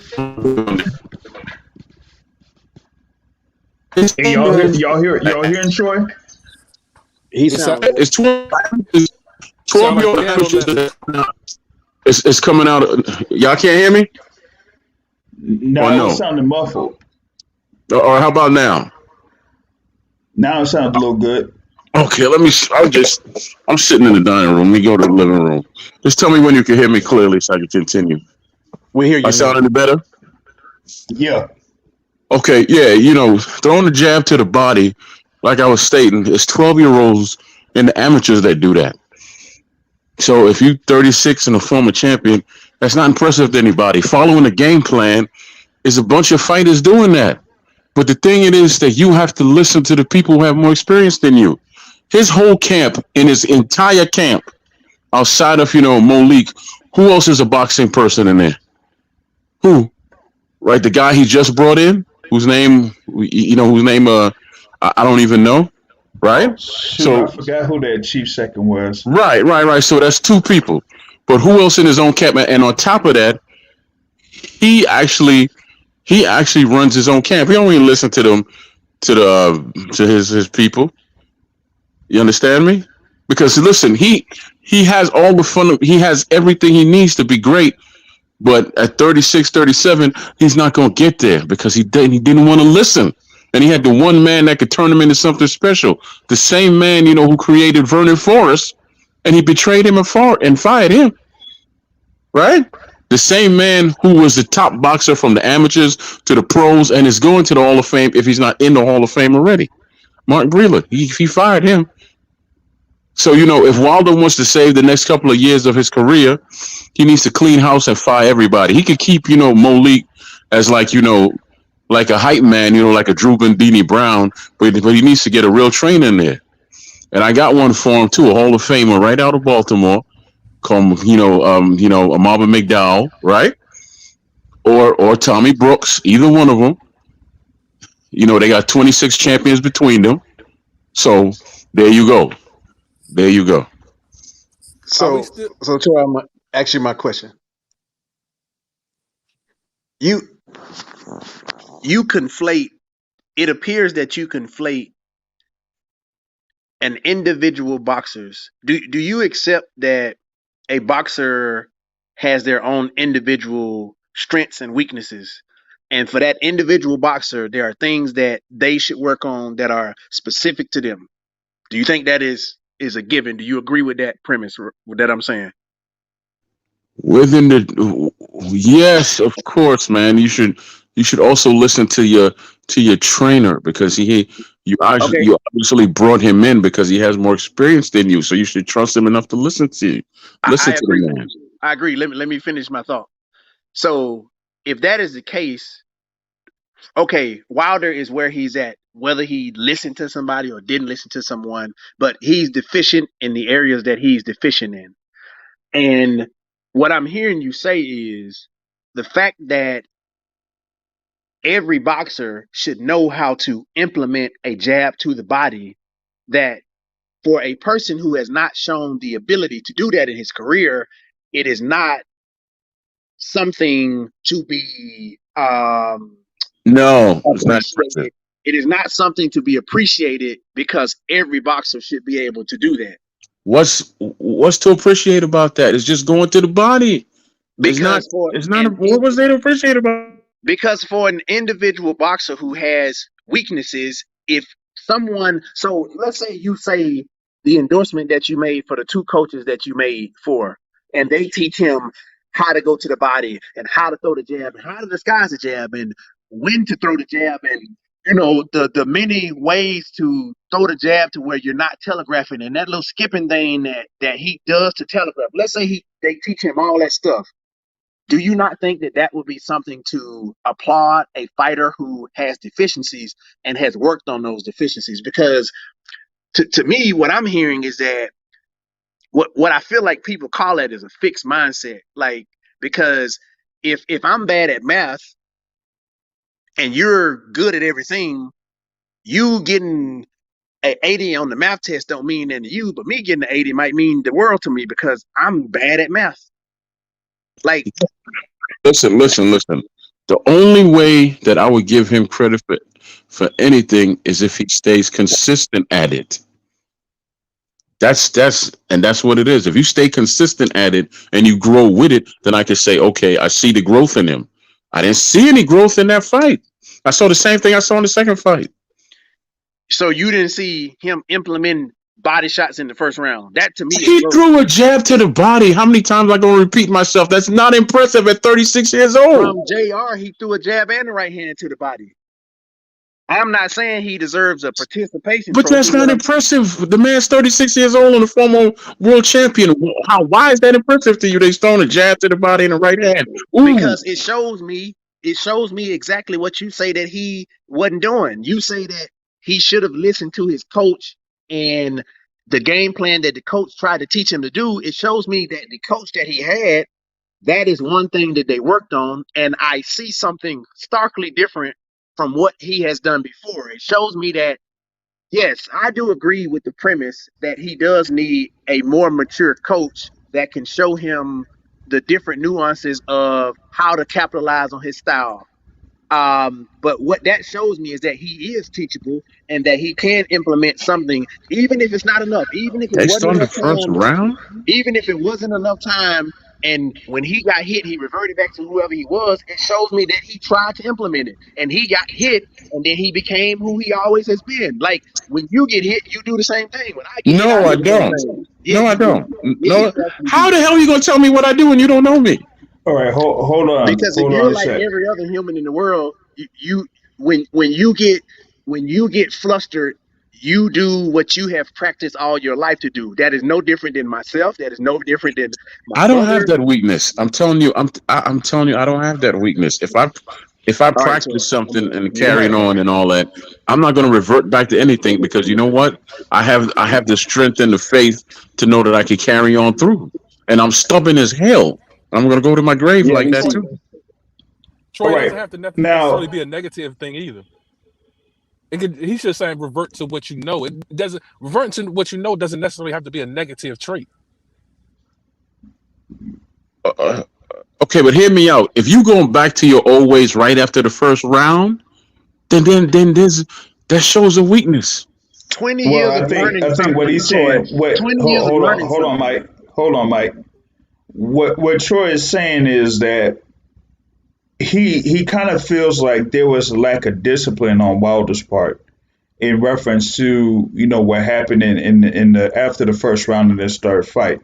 But also the thing is that he feels like at this particular point of his professional career, when you're about 11 or 12 years in as a pro, you should have multiple tools that you could use as a fighter to kind of like set yourself up to where you could have your opponent in trouble in multiple ways.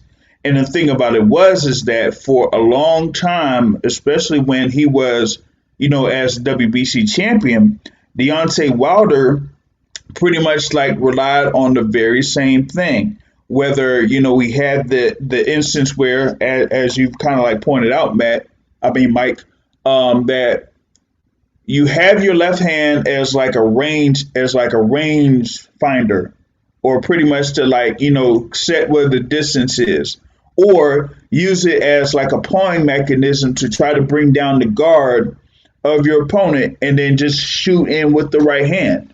But there's got to be other things that you could do to where you could just do, multiple things like move forward with the jab or move around with the jab. Because over the course of history here on the Boxing Source, someone in particular told me that Deontay Wilder was athletic and an athlete and could, move around and, was a former basketball player and things like that. Well, the thing is, if you're a basketball player, former basketball player, one of the most important things that you should have as a basketball player is good cardio, because you're going back and forth in between a court that's around 90 feet.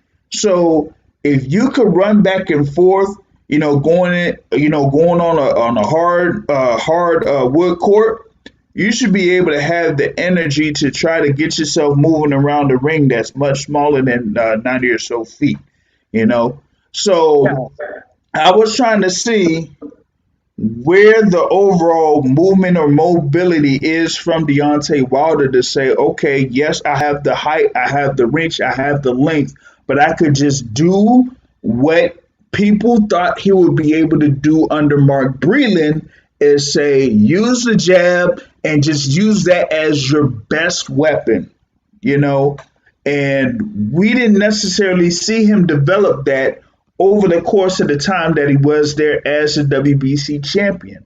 And so with that, yeah, he might have been able to have an additional element, so to speak, when he was with Malik Scott. But the thing about it is you gotta still have that jab with you. And I did not see that against Tyson Fury. And when you don't have that against someone like a Tyson Fury, that's a bad omen right there for you. So a lot of things that I'm hearing you two guys say is shoulda, woulda, coulda. Every boxer should have this. He could have had this. Like the thing is, instead of speaking on what should be, what could be, what will be, let's talk about what is. And so if you speak on what is, I'm going to go back to world rank point. If you speak on what is, the man is limited in his deficiencies for whatever reason he is limited. The thing is, do you say, well, you should have, since you're an Olympic boxer, you should be at the pedigree of other Olympic boxers? Or do you take that, him being a 21-year-old who started boxing and he is where he is for whatever reason, you go from there and then he learns whatever he needs to learn at the point of where he's at, versus just saying boxers should be one size fit all and every Olympic boxer, bronze medal boxer should be this way. Every tall boxer should fight this way. Every basketball player should have good footwork. And that's like, that is so limited in that belief, because please believe if it was ourselves, would we say that the things that that you need to do well, Troy or JR, do you say, I should have done this, I could have done this, or do you get to fucking work and actually do it? No matter where you are, do you stop making it, whatever words you say, do you stop saying those words and say, okay, the reality is I'm here. This is what I'm deficient at. This is what I need to work on. Maybe I get a better coach. And then you get to work. Like, not that, well, I should be here. If you do that, if you always saying what I should be and thinking about this image of where you always want to be and should be and could be and all this stuff, that's what leads people to have all the depression and all the whatever's in the world, because they talk about where they want to be and should be and all this other stuff versus dealing in the reality, the now of where they actually are, and saying where I want to be. you got to accept the reality and accept the reality. Okay, he's limited, but that means okay, he find a better coach to teach him all that stuff. Not he should already know how to throw shots to the body. Yeah, he should. He's 30 plus years old, and he's a professional boxer that's a former champion. Troy, so throwing body shots is not. I mean, come on. Troy, you told me to not have much faith in your words because you said that I never once told you not to believe in my words, so that's a lie, flat out lie. Let me tell you what I'm saying. I feel that I cannot put a lot of faith in your words because you said for yourself. I'm paraphrasing. I'm gonna be very exclamative. You talking about you an alien or some shit like that, and you don't have imperfections. What the fuck, Troy? Like really? I never once stated I don't have imperfections. That's another lie. That's two lies right there in the same breath. Okay, I got you, Troy. When did I tell you that I don't have any imperfections? When? Royal Rank, what did he say? Because I'm yeah, go ahead. He didn't flat out say that, but he's paraphrasing what you said. When did I say I didn't have any? Okay, well, stop paraphrasing and tell me what I said. I don't know word for what you're saying, so I'm not gonna say what you said. I don't know what either one of you were talking about either. You were saying we talking about Deontay Wilder. We ain't talking about Troy Graham. For a minute, Troy, when you was talking about Deontay, you did mention something. We was talking about damn, I can't even remember the term that I had used. It was something about a person going back to what they are when situations. Oh, Dad. He said that if that was me, as soon as you get hit and hurt, you go back to being whoever you are. And I told him, no, that's not true. I never once said that has nothing with. I don't know where you get that I don't have any flaws in that. I'm simply telling you, all of us are not like that. Just because we get hit and hurt, we don't go back to where we were before. No, that doesn't happen with everybody. Absolutely not. No. You may not what be he's aware. saying is that there's no guarantees on that. You may not be aware that it happens. Stop it, man. I'm 50 years old. I know me better than you will ever know me. So stop telling me about me and stick to Deontay Wilder. All right. He's not talking about you personally. He's talking about it in the general yeah, he is actually. He's speaking in the general sense. One may not be aware that it happens to them, but when things happen, one reverts to what they have practiced. And that is your opinion because you have no way to prove that about me. I know because you're an alien. You're not like everyone else. That's what you say. Actually, you know, I was an alien for years, but I have my U.S. citizenship now. So yes, and I was never an alien. I was a legal citizen from another country. So I was never an alien. But but go on, man. All right, let's stick to boxing. Did you have something? Because I had something in reference to what Mike Grady was saying in reference to Deontay Wilder and why I brought up the point that I did. But go ahead first, World Rank. I just want to touch on the aspect of a couple of things. The aspect of someone being better, like having more of a experience, which is something that you must have.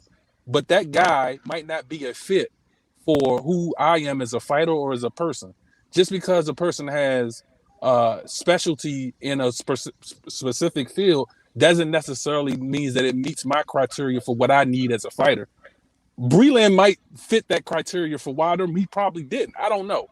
But just because someone has more experience doesn't mean that person is more knowledgeable. Doesn't mean that it always applies to all things of all beings. And maybe having those type of trainers aren't good for Wilder. Another thing is Wilder, in terms of the things that he does have, is some of the things that brought him to this table. How do we know if we access or get more of something that he's not, that it would be beneficial to him?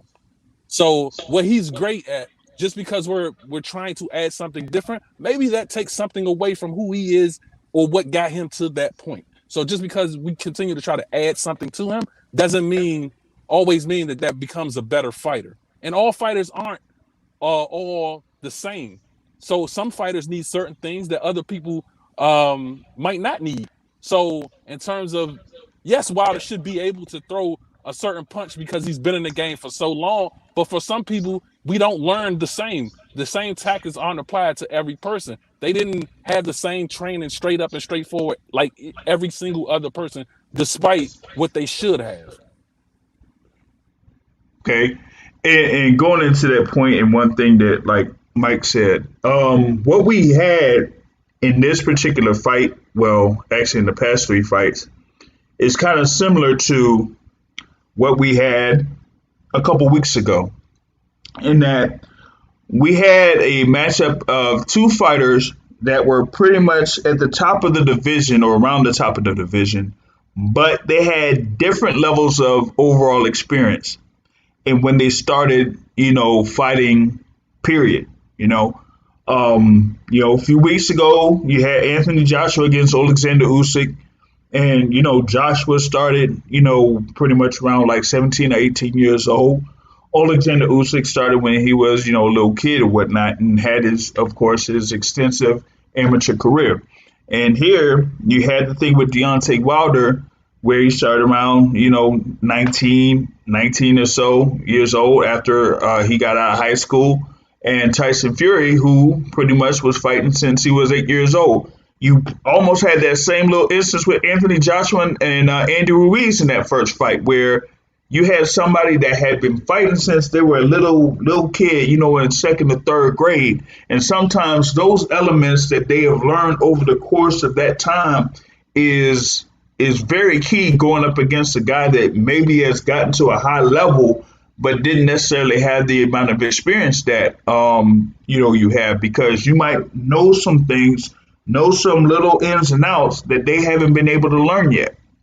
And so you kind of like seeing those type of things where you've seen a clear difference in what Tyson Fury was doing that Deontay Wilder wasn't able to adjust to. And in that fight between Anthony Joshua and Alexander Usyk, there were elements of what Alexander Usyk was doing that Anthony Joshua was not able to adjust to. And so right now, what we're at a point where the two top heavyweights in the division are guys that have the amount of experience and the wherewithal to know all the ins and outs of the ring and what to do in various situations. And the thing with Deontay Wilder is that, yeah, he's about 35, 36 years old, but there are just a few things that he has not been able to learn up at this particular point. And with him being among the oldest fighters there in the heavyweight division, like I was saying in reference to the question of, is this it for Deontay Wilder? I mean, like, you only have about a few other guys that are below, the age of 35. And one of them is Alexander Usyk. But a few of these guys that are either coming up or have already, established themselves, they're around, 33, 32, 30 years old. So they probably have a few more, fights left in it. Can I ask Troy? Okay, but let me say this. Let me say this real quick. We keep going back to the fact that Wilder started in 19. Dillian White started around that time. Anthony Joshua started around that time as well, and all that. So, that's not an excuse that we can constantly use. The fact is that you have to be open and willing to be coachable. Period. And yes, you have to find the right trainer and all that. But also, when you have a trainer that has trained X amount of champions, you got to understand that he works with multiple personalities. So he's not just going to jump in there and say, okay, I'm going to train you. He's going to sit down and talk to you, ask you what you think you need, and check where you are and go from there. That's what great trainers do. They're not just going to come in and say, okay, well, here's the game plan for you. No, they're going to sit down and talk to you and find out what are your needs. And you have to be honest enough to say, okay, this is where I'm short. This is where I feel I need to improve, and go from there. Hey, Troy, let me ask you a question. If Shaq played basketball the entire time, and just tell me if this analogy is similar. If Shaq played basketball his entire life, and Michael Jordan played basketball his entire life, and Shaq has been winning by being in the paint, scoring 30 points a game, and his work for him his whole career. And one time, he misses a free throw, and you say no, he misses a jumper, and you say he should have learned that jumper when he was 15 years old or whenever he started. Why is it that the analogy isn't of well, he should have learned that, but he's not efficient in that. That's not what got him to that point. Is that a similar analogy to where Wilder is? Absolutely not, because it's no guarantee that you're going to hit a jumper if you're a basketball player. But as a boxer, you should know how to throw jabs to the body, rights to the body, and go to the body when you're inside. So that actually is no comparison. Sometimes you miss There's no jumpers. guarantee you hit a layup either. Yeah, but we talking about boxing, not basketball. It's two different things. Troy, All right. open your mind for us, please.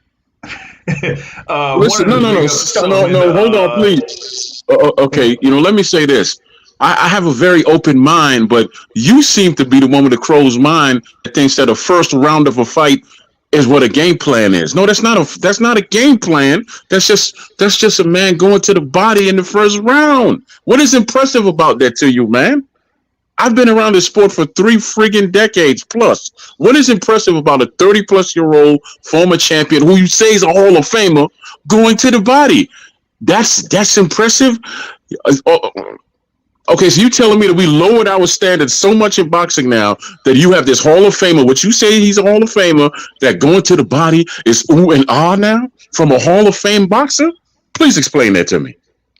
I didn't say it was ooh and ah, but to me, if I'm dealing Stop with trying to. someone, Okay, well, if I'm stop trying to sell me a Benz when you really got a okay, keys to a let me Chevy in your hand. let me respond to you. If I'm dealing with someone and they do not have the capacity to read, for most Americans, great example.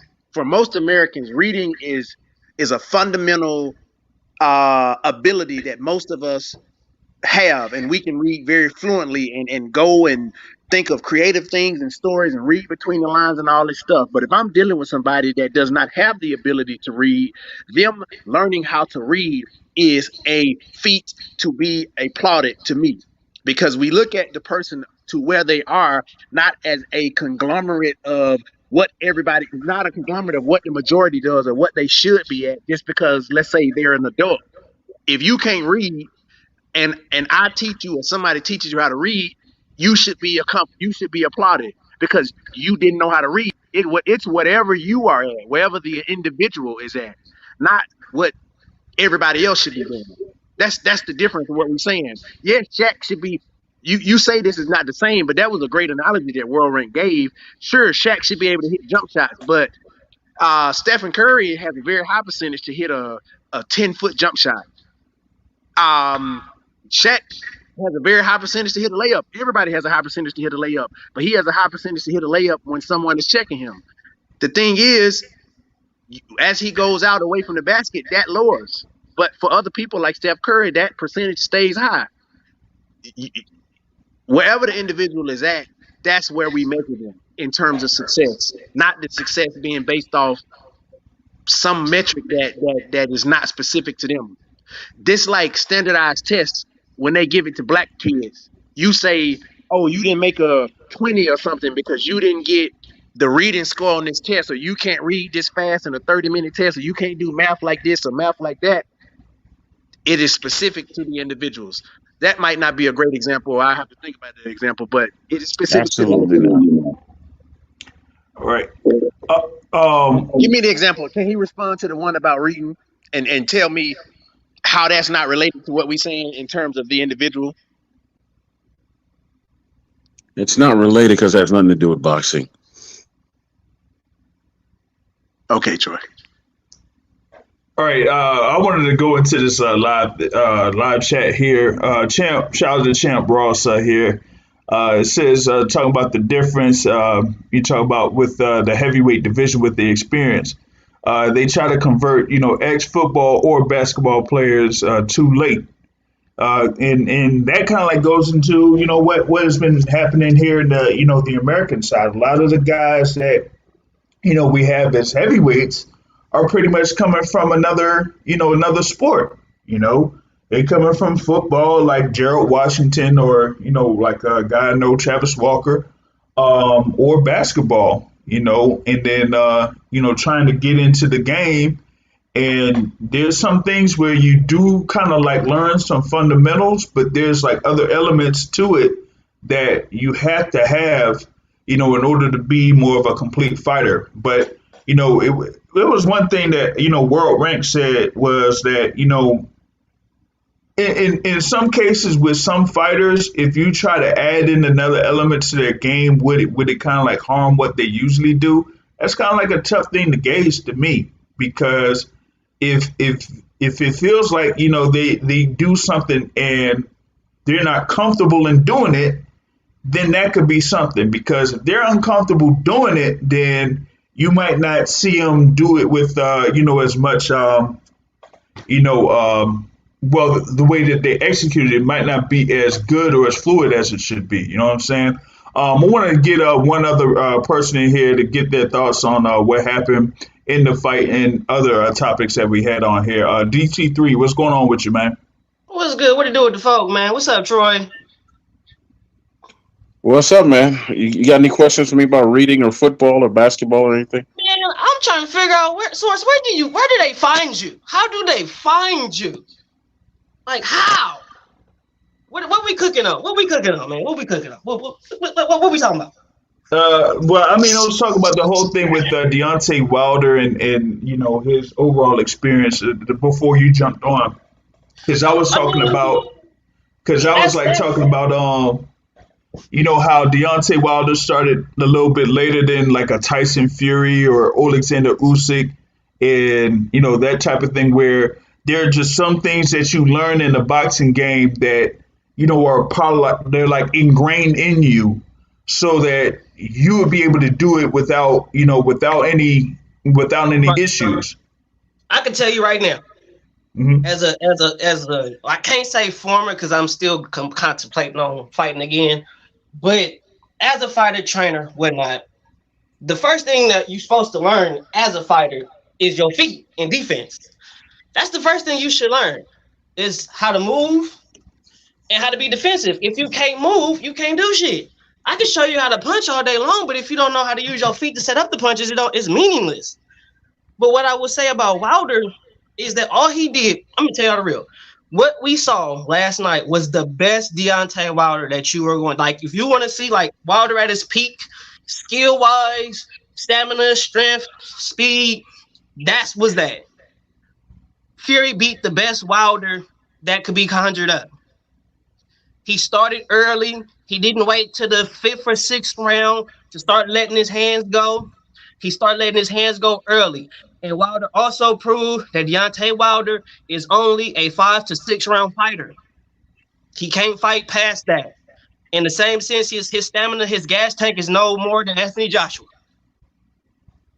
So, I mean, I think he everybody's saying like he fought good, he fought this. All we saw was the Wilder that we usually get from round 7 on. We just got him from round 1 until 11.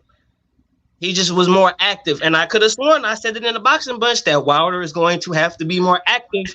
He's going to have to be more active. I've always said Wilder got heart. I've always said Wilder ain't no punk. I've always said that. But he can't box. He ain't got no feet, and he still couldn't fight off the back foot. So that's a fundamental right there that he should have had. He should have worked on fighting going backwards. Can I ask you a question, DT3? Go ahead. So we agree that Wilder is deficient in traditional boxing. That's what I just heard you say, correct? Yeah. So let's say Wilder does learn those things that. Hey, JB. So, let's say that Wilder does learn those things that boxers should learn, and he does learn a few things that a intro boxer coach teaches them. Would you think that is something that Deontay Wilder should be applauded for and will make him a better fighter? Do you think he should be applauded for it because now he doesn't have those skills? And if you learn those skills, do you think that him individually, he should be applauded based upon where he's at? Question mark for you. So you saying, should I basically give him praise just on the fact of the lackluster skill that he's had and he's gotten to where he's at? praise is a polarized word. I'm not saying you give him a participation trophy. What I'm saying is that something that someone should be sure? Let's use praise. Praise should you give person praise if they learn a new skill? That's the question. If I give him praise if he really learned a new skill and he was able to apply it and utilize it and be effective with it, of course I would give him praise. I won't give him praise for making a video of him doing something and it gives you the illusion that he's working on something and he's really not. And then when it comes fight time, he don't use it like that. Like how Malik Scott, they were showing Wilder doing a lot of weaving and slipping and all that. And then in the fight, you didn't really see Wilder utilize a lot of weaving, a lot of head movement, or none of that type of stuff. You didn't see him really quarter turning a lot like you saw him when he was training with Malik Scott and using that type of footwork. You didn't see him doing that. And everybody was like, Wilder getting better skills. And I was like, no, Wilder just getting ready to be more offensive. He's not getting his skills up. He's just getting ready to do more earlier, be more active. But I would say if he's able to learn it and utilize it and be effective, I would give him some credit for that. Just on the fact that he's the type of fighter that really relies on just this God-given attributes and what he just naturally brings to the ring. Oh, thank you for your honest answer. I appreciate it. I'll let you finish your statement. Sorry for interrupting. No, it's all good. It's all good. No, I was just saying that this was the best Wilder that we are going to get, and I don't see where Wilder now moving forward. I don't see where Wilder is going to go. I don't see him being able to talk his way out of a Dillian White fight now. Don't see that happening. I think he needs to go ahead and take that Dillian White smoke. And I'm going to keep saying it. I do feel like Wilder could beat Dillian White. I said it when the motherfucker had the belt that he could beat Dillian White. He could go ahead and do that. D, let me step in here and clear something up. Dillian is contracted to fight the winner of the Fury Wilder fight. Clearly, he didn't win.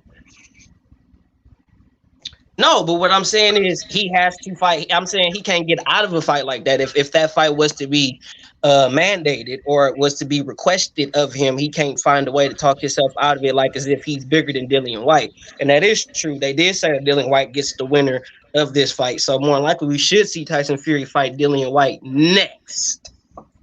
Yeah, but now Dillian has no reason to fight him. He has no value for Dillian now because he's chasing a championship. And clearly Wilder doesn't have one. No, he doesn't. He's not even right now. He's not even in the ring. I think honestly he should retire now because it's like he's not going to obviously he can't beat Fury. He cannot beat him. It's just not gonna happen. And he's not gonna fight AJ. I think AJ might fight him just because, but I don't see him getting a world title. The only belt that Wilder won is the WBC, and Tyson Fury got that. So I don't see it. Joe Joyce. Even though I think Joe Joyce will beat him, but Joe Joyce. He not gonna fight Joe Joyce. Joe Joyce is one of them European cats. You know how you feel about that. Joe Joyce probably will have to come over here. Wilder not gonna go over there and fight nobody. I think that's kind of, interesting as to, what would be, like I said, I mean, if Wilder retires and, that's it. But, I think, leading into this last fight, we were talking about numbers and stuff like that. Like his guarantees were, around $25, $30 million, probably a little bit more than that. But with this being his second, consecutive loss, his overall value goes down and probably goes down significantly because, I mean, I know that, a couple of people on here, do talk about, the overall drawing power of Deontay Wilder. And my thing was to measure the true drawing power of Deontay Wilder. Look at what he would do against a guy that is not necessarily known, as far as like boxing circles are concerned.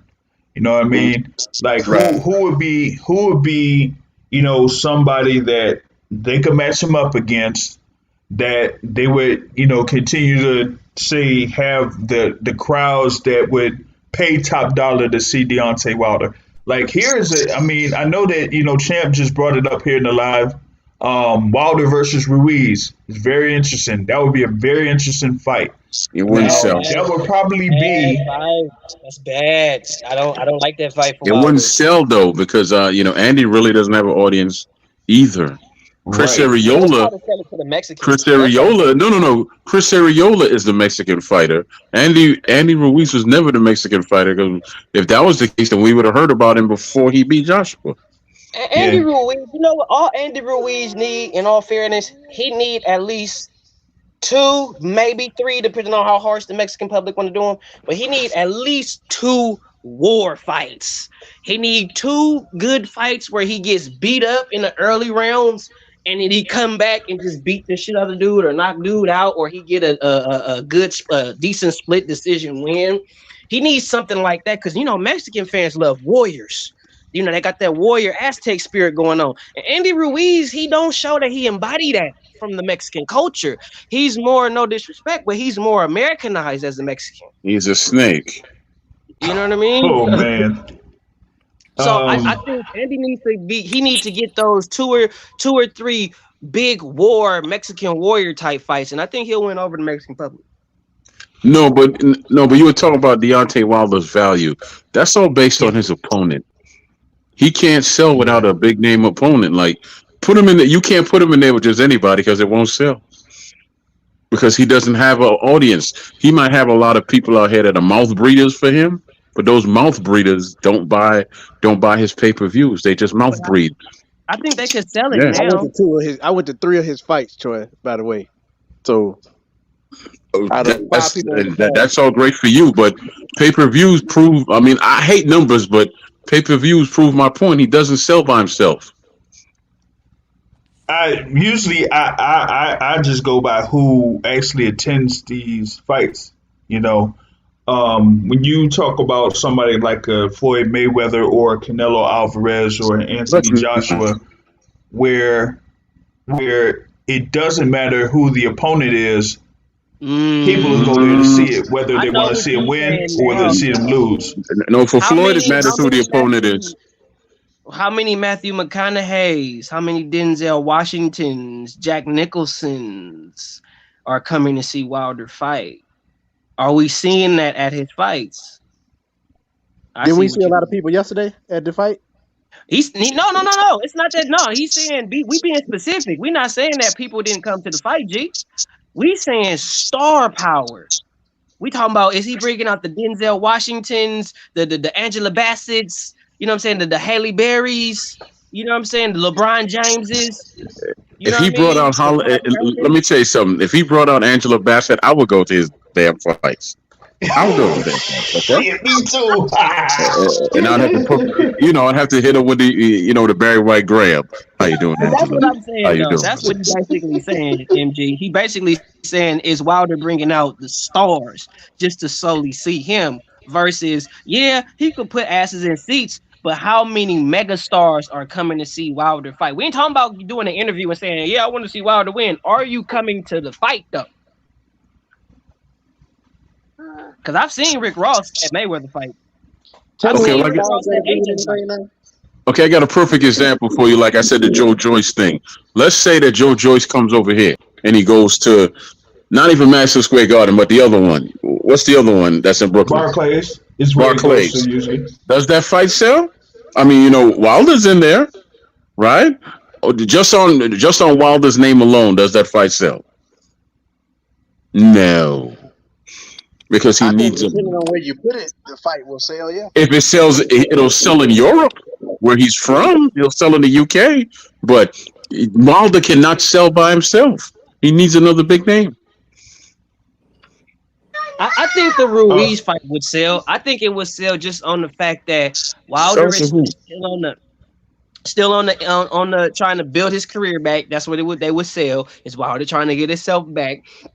And you got Ruiz, in a sense, being the Mexican fighter, and they'll push that to the Mexican public to try to get the Mexican fan base or whatnot. But I think it could sell if you utilize Wilder on a come up and you utilize Andy Ruiz hard with the Mexican fan base. If you do that, I think it would do numbers, but most of it would come from the Mexican fan base for real.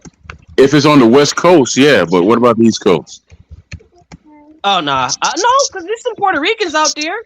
Those are Puerto Ricans. There's Cubans over here, Puerto Ricans, everybody, Panamanians, everybody. You know, what is it? It's not him and Andy, I think, won't sell over here in the East Coast. Andy is not that big Mexican star that people think he is. He just likes to throw that around, but he's not. Listen, I'm thankful for the opportunity, and I like the fight, and thankful. Go ahead, World Rank. James, I got a comment for you. All right, go ahead. I'm not convinced if Slugfest is a good fight for Wilder now, based upon what we know about his endurance. I agree, because Andy Ruiz is a front foot fighter and he's a hooker. No disrespect at all. I'm talking about Joe Joyce, unfortunately. Joe Joyce? He too slow. I call him Slugfest. He too slow. He is, but he's durable and has very good endurance, which is one of Wilder's Achilles heel at this point. Joe Joyce will beat him. If he stands up to his right hand, or he's able to mummify the right hand, any fighter could stand up to Wilder. All you got to do is take away his right hand. That's all he got.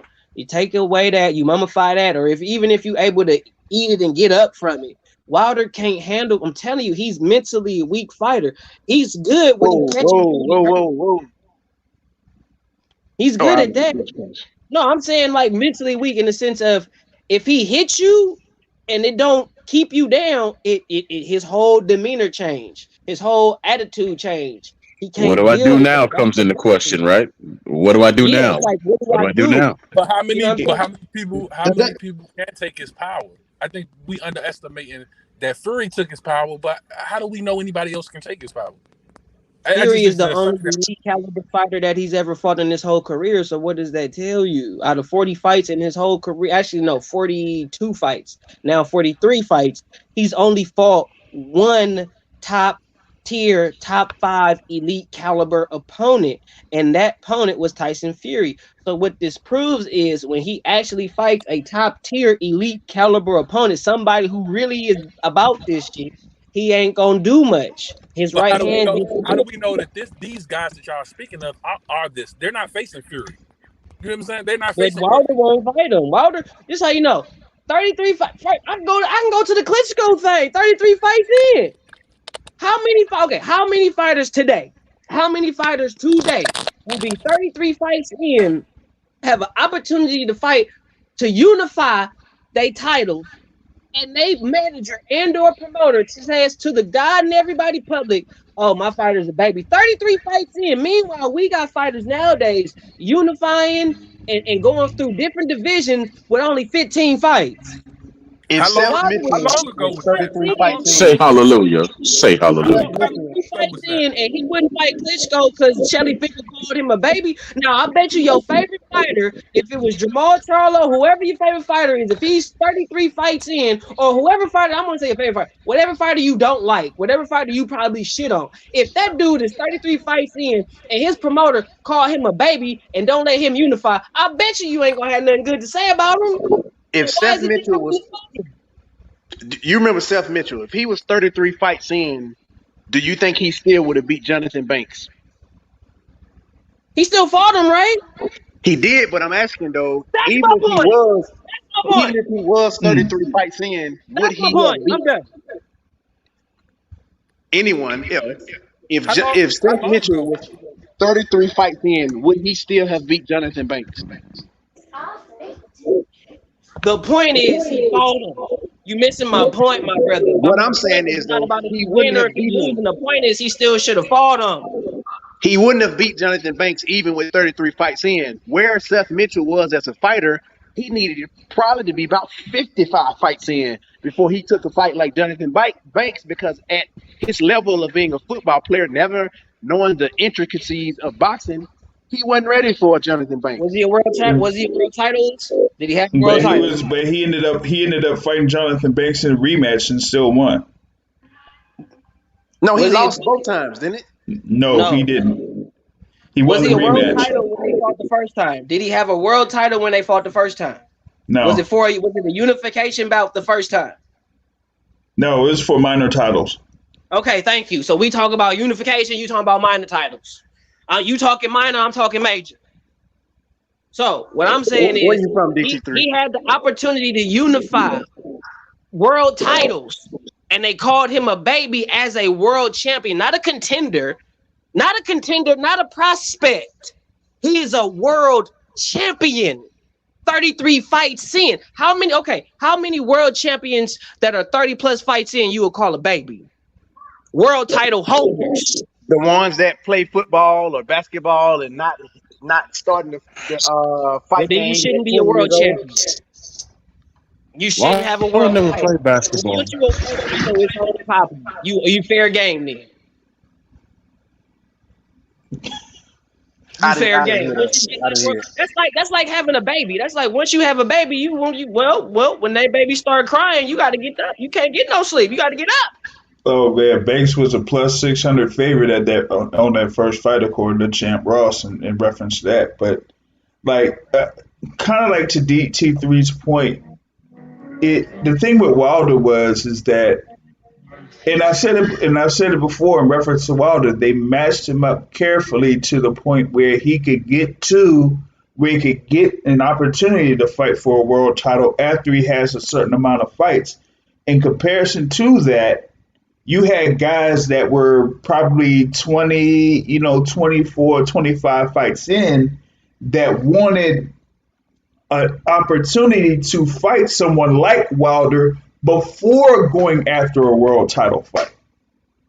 So the thing about it is with Deontay Wilder is that from what Shelly Finkel and JD's and the people around him at the time were saying, like, yeah, he has 33 professional fights, but even with that being said, at the time, they didn't feel like he was ready to go up against the likes of a Vladimir Klitschko, especially with Shelly Finkel there, because he managed both guys. So the thing about it is like, okay, you weren't able to do that. And then when Tyson Fury beat Vladimir Klitschko, that kind of like changed things up because Tyson Fury had about the same amount of professional experience as Deontay Wilder, but like I said, had been fighting since he was a little kid. And then after that, when he gave up the titles and the titles were vacant, and then you had someone like a Charles Martin there as the IBF champ, they could have made that fight, but they didn't want to. They didn't see the money in it. You know what I mean? Exactly. They didn't have enough confidence to back it back then. Yeah, so they kind of like missed out on that opportunity.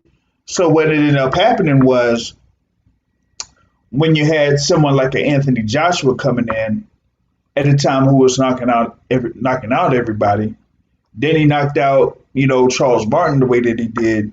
Then all the attention started to go to him, and so once that happened, and the fact that he pretty much like did that in like his 17th professional fight, that kind of like, had people criticizing what they were doing with, Deontay Wilder at that particular point.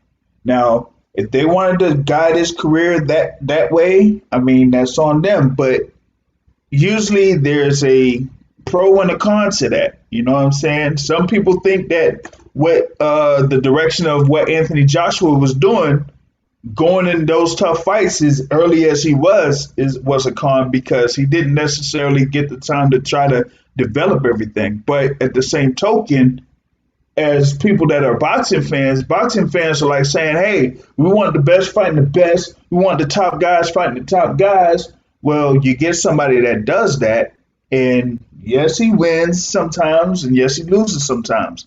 But that's the thing in boxing, where on the flip side, you have someone like Deontay Wilder who, yes, and this kind of, I think this goes to what Troy's point is when he says that he wouldn't put Deontay Wilder in the Hall of Fame, is that here you are 12 years as a professional, 43 or 44 professional fights in, and the most defining opponent that you have on your resume is Tyson Fury, and you weren't able to beat him once.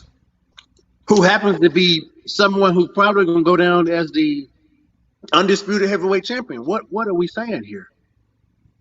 Well, I guess the choice point is that usually with guys that you like kind of see in the Hall of Fame, a fighter has like one particular fight or one opponent that kind of like defines where he is and what he was able to do as a professional to kind of like put him over the hump.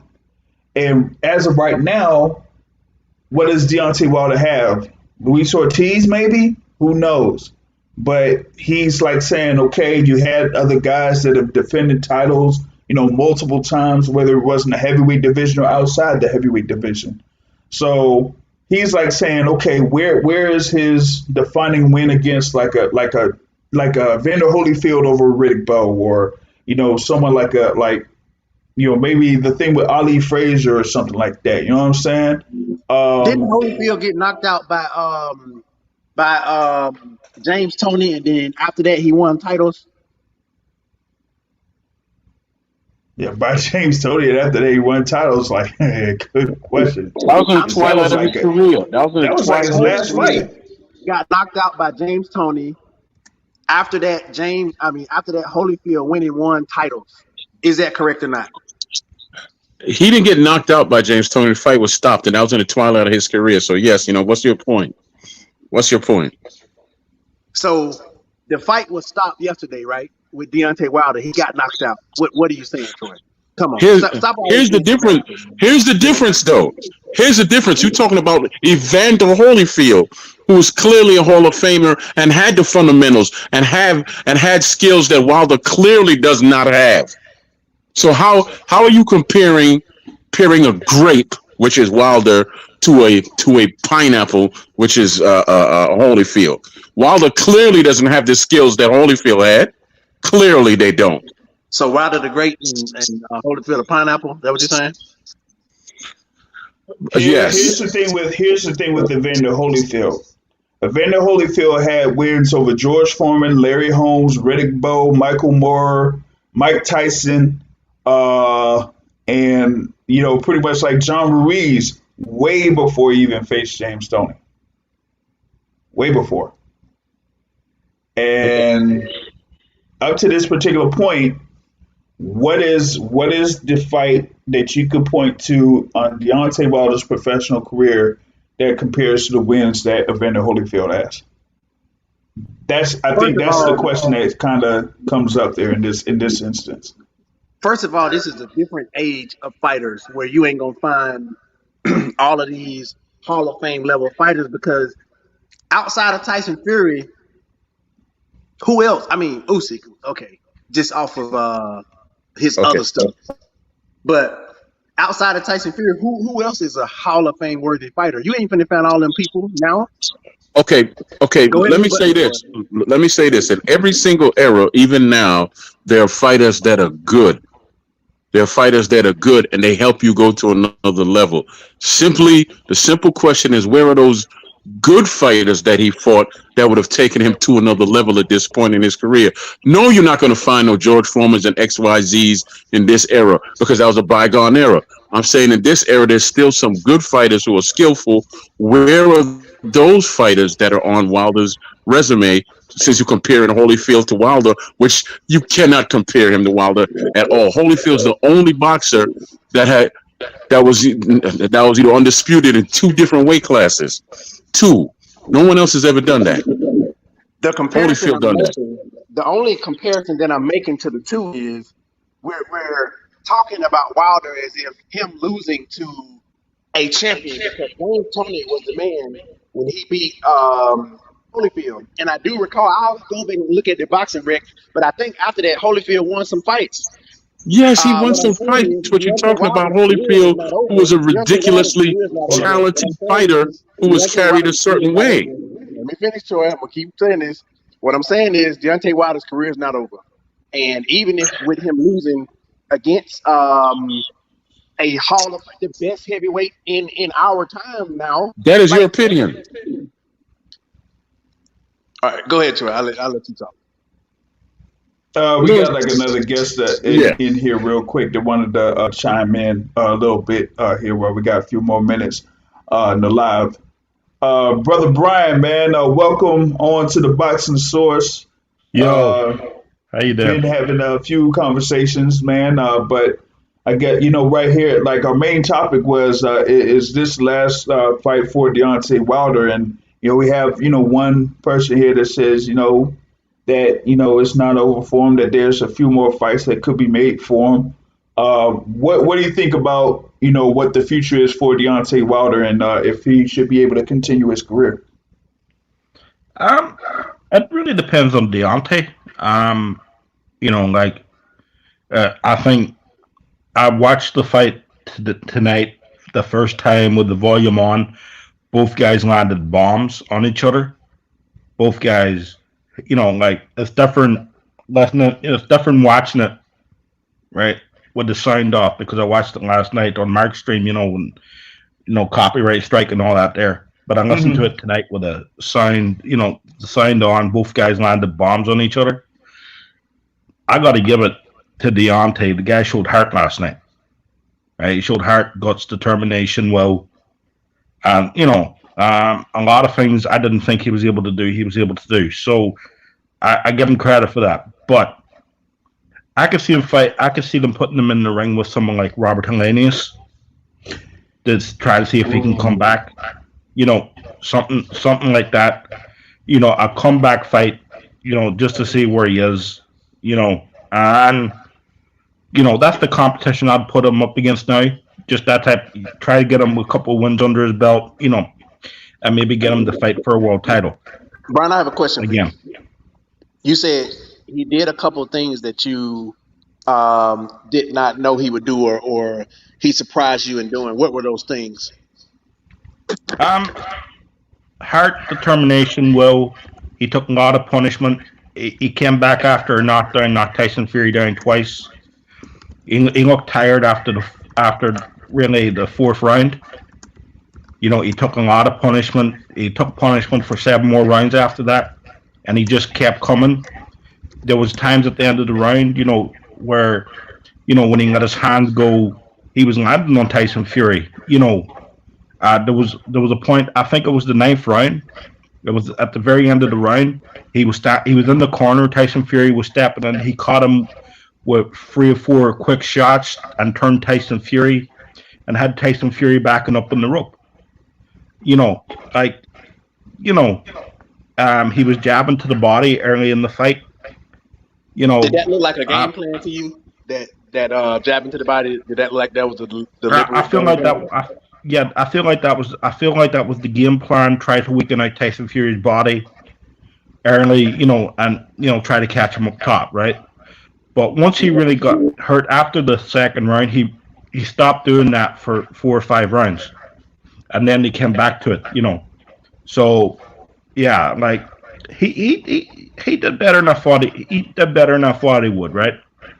But for me, like even coming back from 2 knockdowns, like the guy, or not Tyson Fury coming back from a knockdown, he knocks Tyson Fury down twice. And here's the thing, right? You got to give both men credit because they were landing bombs on each other. You could hear it. You can hear when they land. You can hear when those bombs landed. That it was. I don't know how to explain it, but like that's really I think this is a medical decision for him. Just not a medical decision, but a personal decision if he retires or not. I don't think we can chime in and say should he retire. I think he'd take time off, and if he does come back, I could see them putting him in the ring against Robert Helenius for a comeback fight.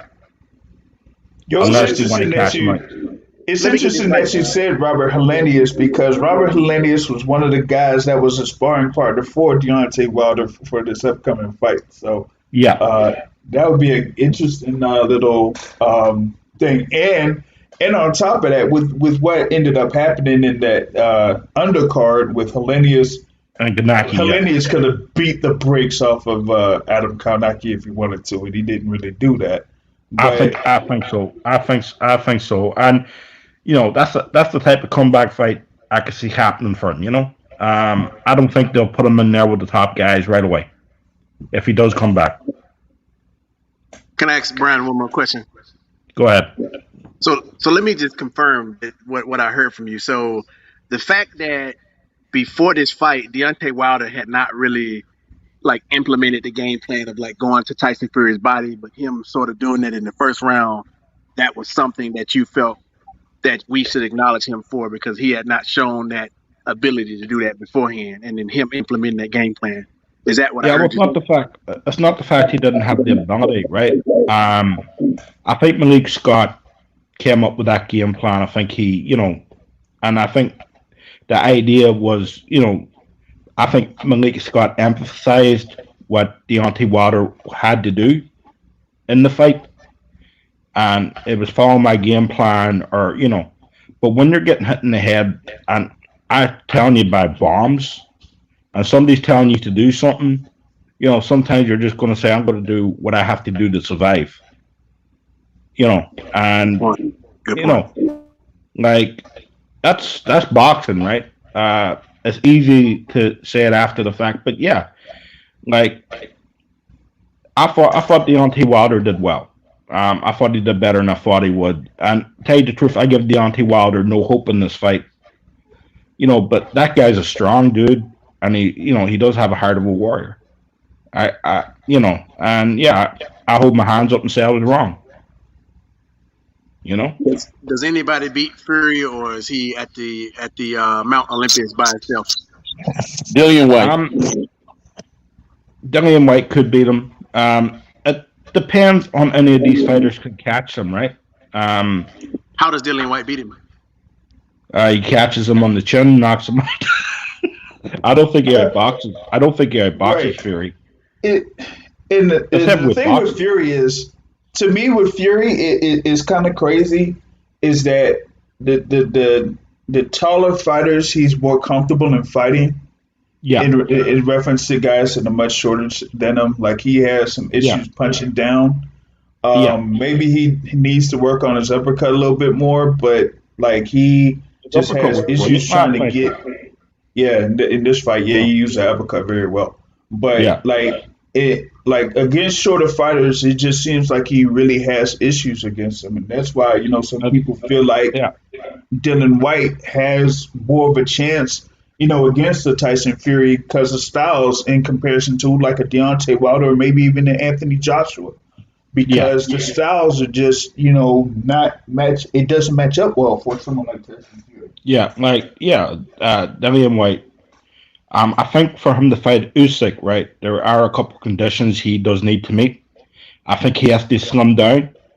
Yeah, I think he has to be lighter. I think he has to be lighter on his feet. Because even if he lost 20 or 30 pounds, he could still bully Usyk, right? Yeah, but it's getting Usyk in positions to bully him, because Usyk's so much lighter in his feet than Deontay Wilder. I think he'd be hard to pin down. He'd be harder to pin down. So it'd be harder to catch up with him. Is that what you're saying? Yeah, pretty much. But if he lands a bomb like that there on Usyk, like he did in Wilder last night, it could be good night. And that's the thing with Tyson Fury. If he landed bombs like he did on Deontay Wilder last night, and he had weight in the world, it could be good night. Like he was hitting with mean intentions, and so was Deontay Wilder. Yeah. So yeah, I give both guys all the respect in the world, So absolutely. But I'm gonna pop out here. I just thought I'd come in, leave a like, and just put my thing on it, thanks very much there, Brian, for joining I'm heading over. man. Yeah, I'm heading over to Jedi's screen now, so But thanks for having me on Boxing Source. All right, no problem there. All right, peace, guys. Have a good Peace. one. Yep. Ain't that crazy, Troy? Everybody else is giving him praise for something that he had not implemented before that fight in that first round game plan. It's kind of crazy.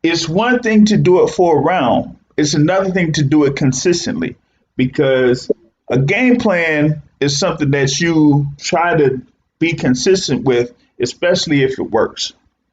The thing about it Everyone, was that, I wish that like one of my other guys was here to jump in on it, is that it just took him too short of a time for him to go from that part of the game plan to go into something else, everyone has and a to game try plan. to He get hit adjust. in the mouth. He got hit in the mouth, and then the game plan went out the window. Simple as that. We act like that doesn't happen every day in boxing. He had a game plan. He got hit in the mouth. The shit went out the window. Okay. Okay, so from the first round, he got hit in the mouth. Then he said, "Okay, I'm going to go back to doing what failed me before." That he was never going to follow a game plan. That's not a game plan, man. A He game won plan the is first something you round can. off his game plan. Everybody has agreed Ah, to that except for you. that's great. That's great. But a first round does not win you the entire fight. It really doesn't.